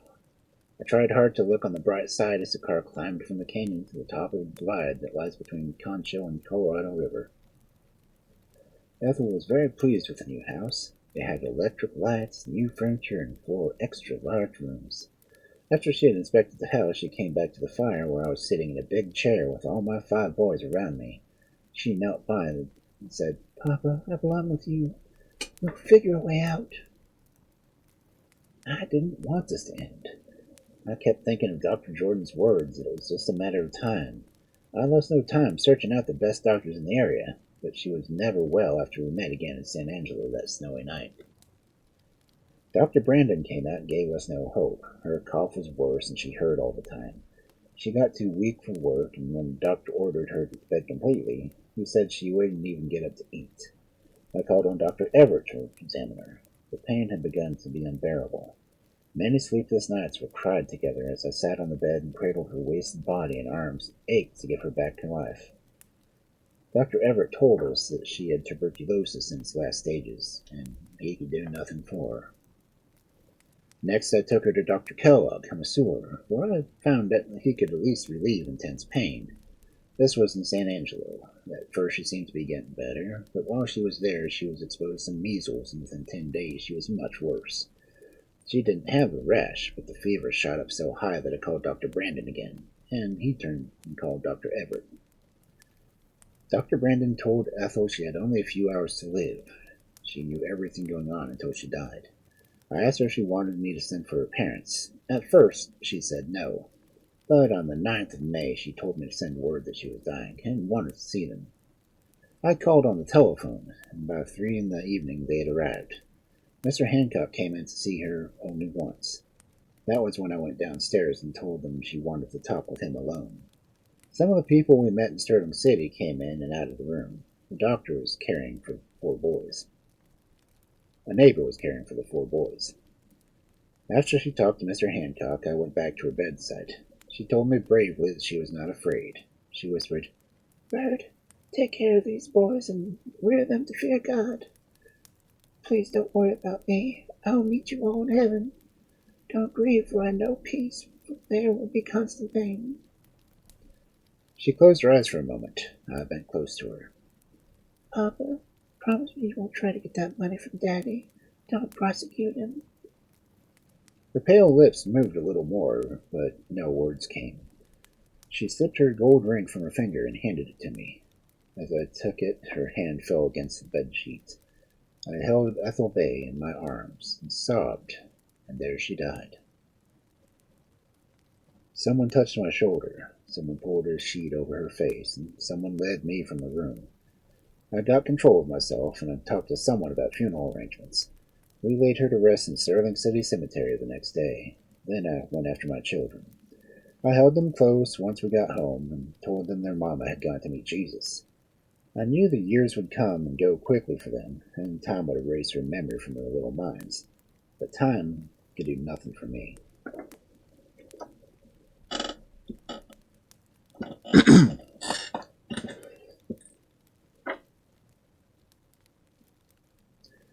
That was sad. He faked his death and lost his wife.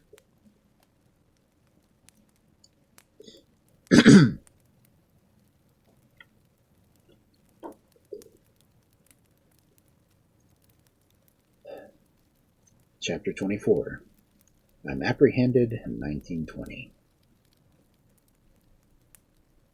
Summer came and went, and October blew its chilling winds and ghosts across Texas.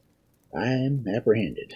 Perhaps, though, the first can help to explain the reason. So many freaking typos. I'm apprehended. Perhaps, though, the first can help to explain the reason for the last, for sake of posterity. I dug a hole so deep for myself, and I had fallen so far, that if it had not been for my 5 sons, due to my own precarious hold on life, I would have gone to old Mexico, where I could have lived for years. Just so I waited, knowing that any day the end was near. I never once doubted the outcome. I'd already made up my mind to hire a good lawyer, say as little as possible, and keep Ethel's name out of it. In order to make no accusations against her, I would just not talk at all. On October 14th, a searching party under instruction from a grand jury at Aspermont dug up my grave at Johnson Cemetery. The Woodmen of the World Lodge had already erected a monument over my grave.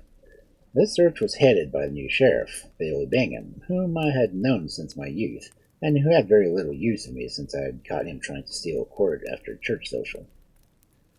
I had made the mistake of writing to the man Ethel had rented the land to. I asked him for the money he owed B.J. Cochrain, and signed the name as J.H. Cochrain. He refused to pay me and took my letter to the sheriff. He told him that I was still alive, and if I didn't believe him, just go ask Sam Hancock, for he had got his information from him. When the judge ordered my grave opened, the sheriff took a negro from the jail to do all the shoveling. When he got to the boards over the box, he looked up at the men and said, "Mr. Sheriff, this show is getting strong down here." His name was Willie Lee.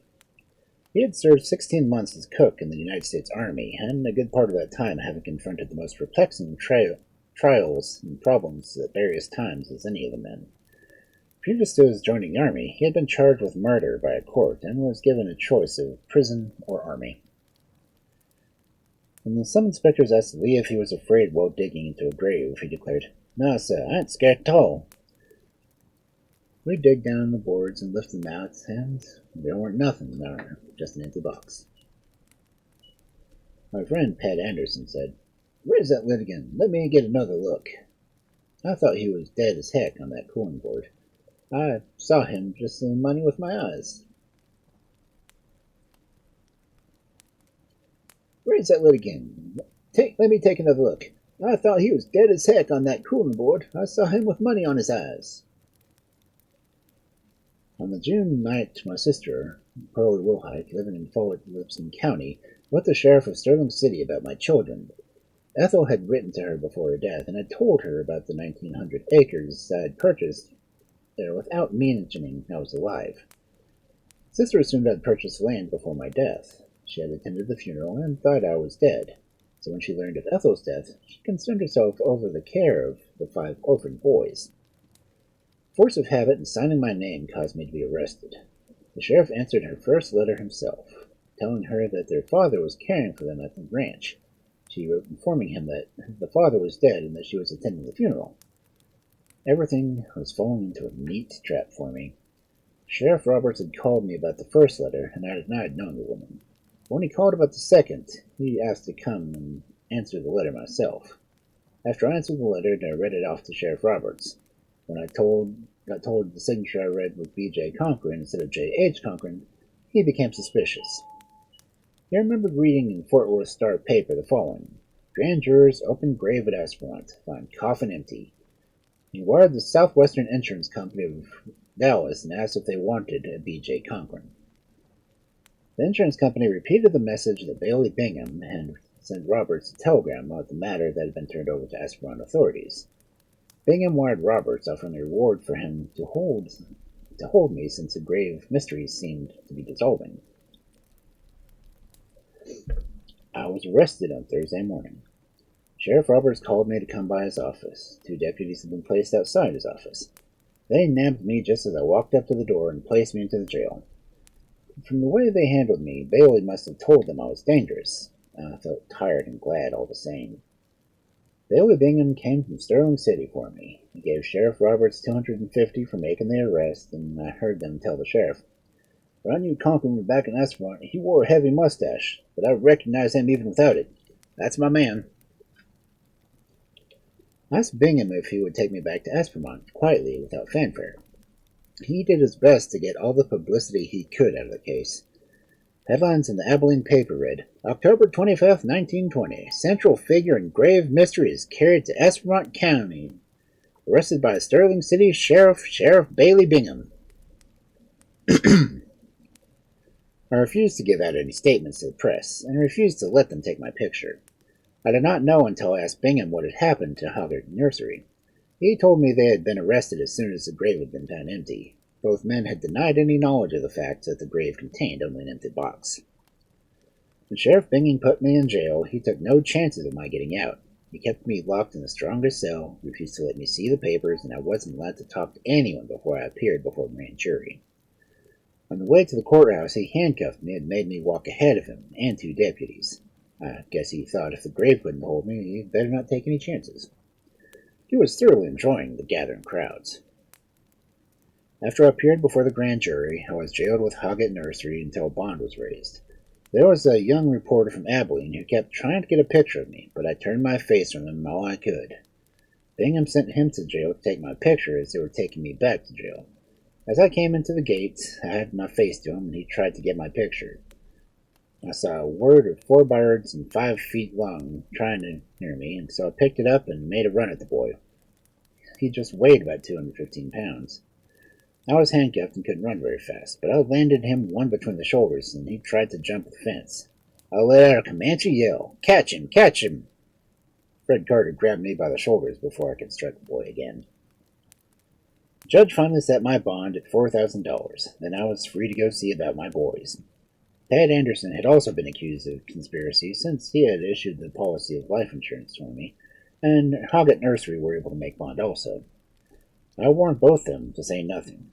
These 2 men knew nothing about my policies until the claims were paid off, but some claimed they'd received monies from me from their part in the fake burial. I left Esperant one Saturday evening and went to Abilene that night. I stayed over Sunday at the request of E.T. Brooks and Stinson, Chambers, and Robertson firm, who were representing all 3 of us. I was to meet with the lawyers in Brooks' office at 3. Robinson came at the appointed time, but the others did not show up. They suggested that we go to the reporter and tell him that I was allowed to take his picture. The only person there was McDaniel. We sat with his back to the window where we stood watching him busily working at his desk. I opened the door and stepped in quietly to give him a start. I slipped up near him and made a noise. He looked around and sprang to his feet. He tried to get around me so he could get to the door. I stepped in front of him. He whirled and went around the desk and seemed to be looking for something to throw at me. He picked up a paperweight that lay on his desk near me, and he started to run around the room calling for help at the top of his voice. Robinson came in the room laughing. McDaniel pointed at me and said, "Catch him! He's crazy!" Bingham and my lawyers had been feeding him good stories about how bad and mean I was and all I had done. He believed every word of it. When Robinson told him we had come to let him have a picture, he said, "Damned if I want his picture. You can take it yourself if you want one so badly." I reached my home 12 miles out of Sterling City to take the boys in good health. Mrs. Markley, the lady I'd hired, had taken very good care of them. They gathered around me, and in no time we were all talking at once. The following Sunday, I paid a visit to my wife's grave, but as I neared the grave, I almost froze to the ground. The grave had been opened. The lid to the coffin was still up. Whoever had done this miserable deed hadn't bothered to lower the top as they found it. It had rained and snowed, and the wind had blown dirt and trash upon Ethel's lifeless form. It was a horrible sight to behold, and I thanked God with tears in my eyes that I hadn't brought the boys that day. Tenderly I closed the lid, and with my bare hands scooped the freshly dug earth back from where it once came. Upon making inquiries in town, I found out 2 men from Aswan had been to Sterling City asking directions to the cemetery. I never knew who they were, but someone doubted my word that she was really dead. After digging her up, they cruelly left her body exposed to the elements.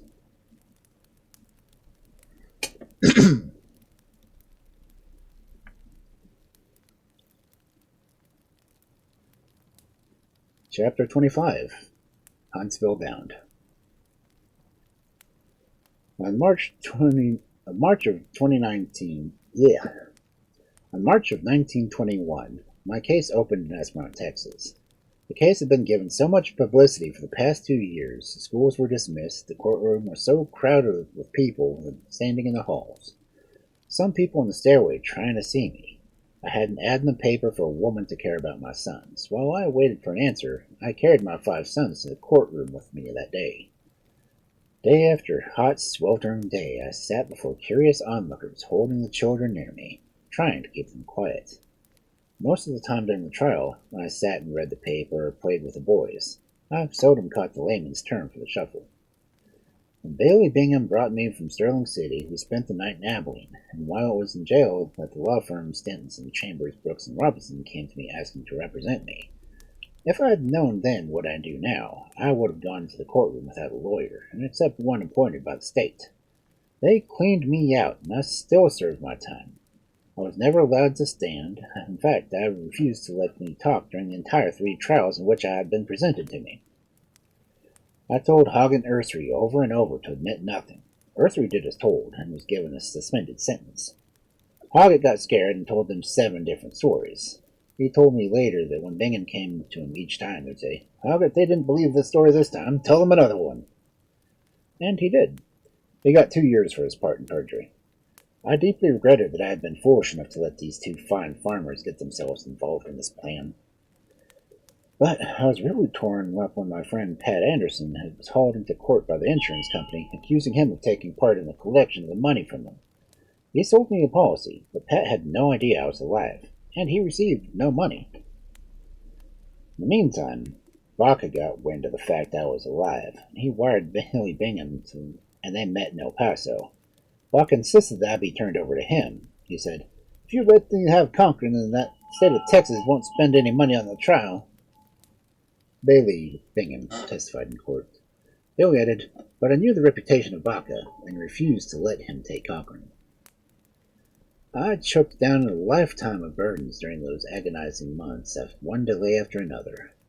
The papers carried dramatic headlines on me for 2 years, such as "The Empty Grave Case," or "The Mystery of the Empty Grave," or "Dead Man Found Alive," or "Empty Grave Case is to be filmed." I did receive an offer to film the story of my life, but it fizzled out while I was in prison. Some 60 witnesses during the 9-day session were examined. Joe Randall was the district attorney. He had directed the opening of my grave. He died before the trial ended. And this did us both a toothache from Mr. McDowell, juror. I had 3 indictments against me: Southwestern Life of Dallas for $5,000, Modern Woodsman of America for $3,000, and Woodman of the World for $2,000. And at that time my land was valued at $15,000. The companies attached my land and filed suits against me. I would stand trial 3 times. Whether Mr. Mather, secretary of the Southwestern Life, took me to stand against me and told me how he had tried to get Ethel to open the grave. A Pinkerton detective had come to Asphalt to investigate my supposed death and had returned the advertising company to pay, then left a check at the bank since Ethel had refused to take the money herself. Some of the people who gave statements to the press in my favor were gone from the area by the time the trial came up. My friend R.S. Essenmeyer, manager of the White Ranch, and my close neighbor, told about our hunting trip into Blue Mountains, Mason County. He told what had happened in New Mexico as I had told it to him. But when the trial came, he had moved to Canada. J.C. Latham made a lengthy statement to the paper telling how he had helped my family get out of Mexico. Then he told how he was thrown into jail himself. He gave the story of Baca and his treatment of Texans, and told about my wife becoming ill and how he had helped to get her back to Texas. But when the trial came, he could not be found to help me. I have never seen him again. Fear alone had caused me to perpetuate my fake death and burial. I was never allowed to give my side of the story on the stand. Many people came day after day to the court hoping to hear what I had to say, and they expressed disappointment over the way the case was handled. My lawyer stated to the press that there had never been a case like this in any of the statute books. My goat ranch in Sterling County consisted of 1,850 acres. A lien was fixed against the land. Lipson's notices were filed against insurance companies. My Gaines County land consisted of 1,280 acres. I had land in Wilburger and Stonewall, too. Harry Tom King from the firm Keeley, King and Keeble of Abilene represented the Woodmen of the World. The two companies filed an amended petition against my attorneys and myself for $15,000 since I had deemed my land over to them and the understanding I would get it back. The Southwestern Life Insurance Company transferred their case against me to Dallas for October. Representing them was Cockrell, Gray, and McBride and McDonald, Dallas. Joe C. Randall Hamlin represented the Modern Woodsmen of the World against me. Next, each insurance company got into a squabble over who would get the piece of land. The Woodsmen of the World and I took out a restraining order against Bailey Bingham, the Southwestern Life Insurance Company, and the Modern Woodsmen who were trying to sell my lands. My lawyers promised the public that when the trial was really in motion, startling highlights about the case would be revealed. But on into 1922 it went, and I never made a statement. I was sentenced for 2 years, and my appeal was refused. While waiting for the decision, I met and married a fine woman named Bessie Boydson. She treated my 5 boys as if they were her own. I told her when I got out of Huntsville she would divorce me if she wanted to. But we had a good marriage and 2 fine children before she passed on. It was on a Wednesday, 1923, I was finally picked up and carried to prison to serve my time. I stayed overnight in the Tarrant County Jail while Bud Russell, penitentiary agent, picked up the other prisoners. At the time of all my troubles, I was a well-to-do man. When I was taken to serve my time, I was almost penniless. When my wife stood by me, and if it had not been for her kindness, I would have never survived. I knew my boys were being taken care of. God above us is the only one who knows what a man suffers when being penned in jail. I believe the greatest punishment of all was being separated from my boys. When my time in prison was up, I came out a broken man and somewhat embittered. For an old cowboy who loved the open range as I did, prison life was a living hell. I served all my 2-year period, so I was told, and I was a model prisoner. My family suffered greatly as I was away. Out of the depths I cry to thee, Lord God, oh, hear my prayer. Incline a gracious ear to me, and bid not my despair. If thou remember a cease misdeed, if each should have its rightful need, Lord shall stand before thee. Martin Luther. Epilogue. For the later part of 1925, Byrd Jackson Conklin was released from the Huntsville prison. He settled on a ranch in Stonewall County and seldom leaves his home for any purpose. The legend of the little rooster from Dead Man's Corner is retold to each new set of grandchildren. In front of me is one of his old houses stands the monument erected by the Woodsmen of the World at the time of his death. Inscribed on it are these words: Byrd J. Cochrain, October 5th, 1883, March 10th, 1919, in loving memory of husband and father. The foot slab bears the initials BJC. The monument is by far the largest and most imposing ever placed in the Little Johnson Cemetery, which is now only a few miles from where Cochrain now lives. It is now unkept, has weeds grown up and grass located in plain view of the famous Double Mountain, which can be seen for 30 or 40 miles with the naked eye on a clear day. Double Mountain is about 7 miles west of the old Cochrain home, and lifts its head high above the horizons of the foothills in this little community. The country as a whole is hilly and jagged, being covered, or not cultivated, with ragged, shaggy mesquite shrubs. Mr. King, from Woodsmen of the World, did not attach the tombstone as he threatened because Mr. Cochrain has it and plans to use it someday. He kept the cold coffin stored in his barn for many years, then finally destroyed it. One newsman on viewing Cochrain, opposite an nursery in prison, wrote, "These men were clad in the rough garb of laborers and were unshaved. They have not appearance of shrewd men who could outwit the insurance company experts, but look rather like hard-working farmers from the outskirts of civilization." In Avenue News. Later, in the words of Byrd Cochrain, "In that unaccountable way only we humans can manage, I have lost the only things I've ever loved." He started to write his memoirs while in prison. On one faded page he wrote, "Times are harder for this poor man now to make a living than I've ever seen before in my life." He had been out of prison only a short time when he made that statement. On the 4th day of his June 1930, his boy Earl was killed, an event which nearly finished him.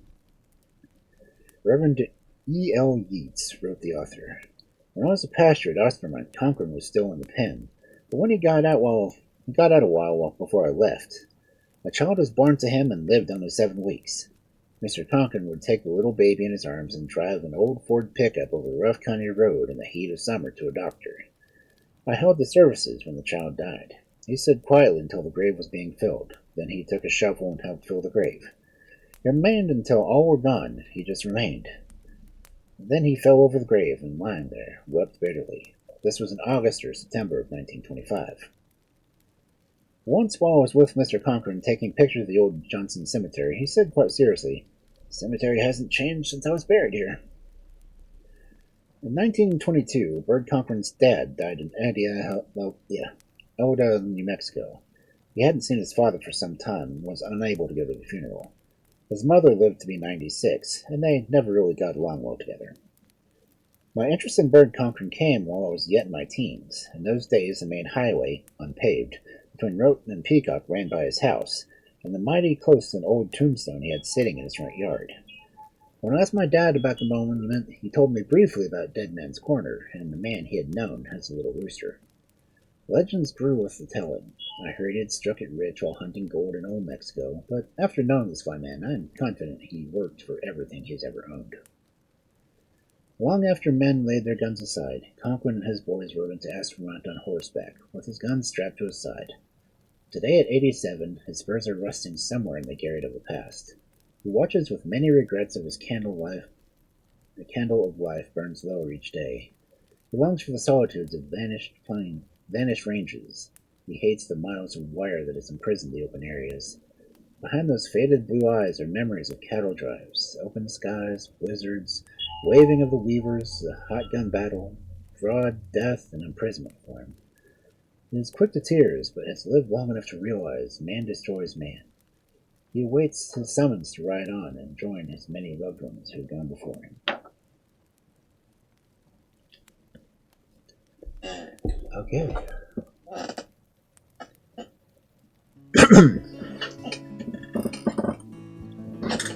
And now you know about Byrd Cochrain.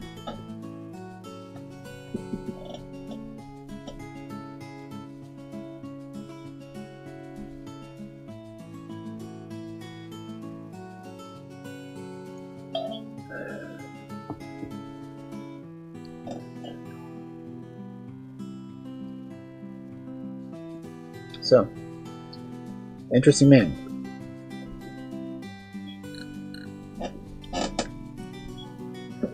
I think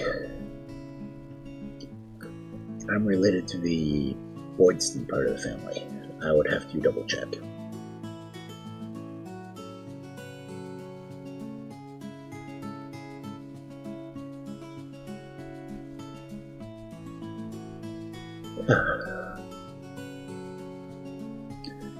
Let's see who's on we can read out to, or if anyone is still here has any suggestions.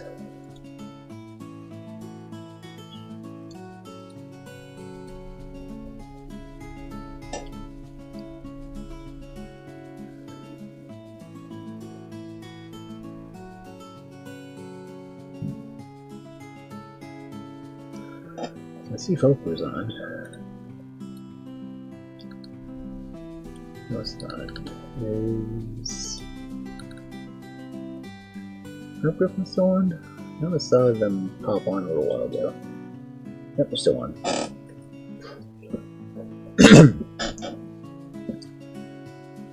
Anyone want to hear the history of tea?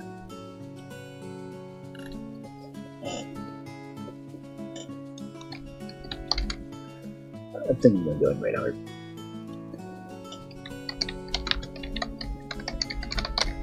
So, this is the one that Frosty Tools comes up with.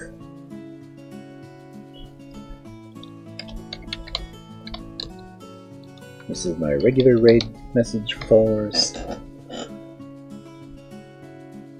And, hey, okay. I kinda like that one.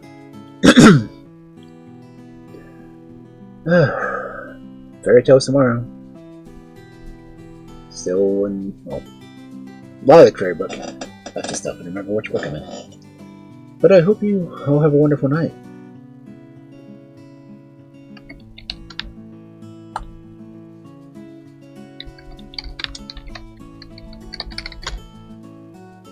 I'll see you tomorrow. If you have something to read, I hope you enjoy it. Not all.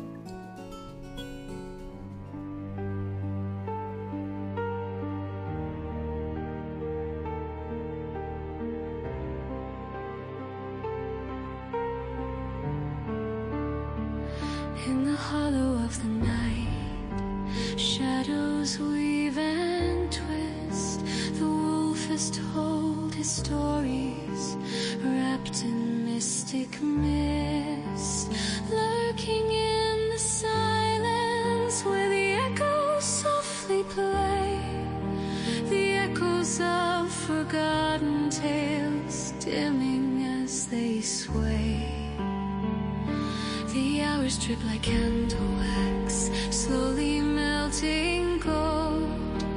Lands of frost and twilight, secrets yet untold. The forest breathes a shiver, its ancient heartbeats thrum. Underneath the silver glow, the wild whispers come. Time to close the book, let the pages fall. You've roamed the winding paths, now heed the twilight.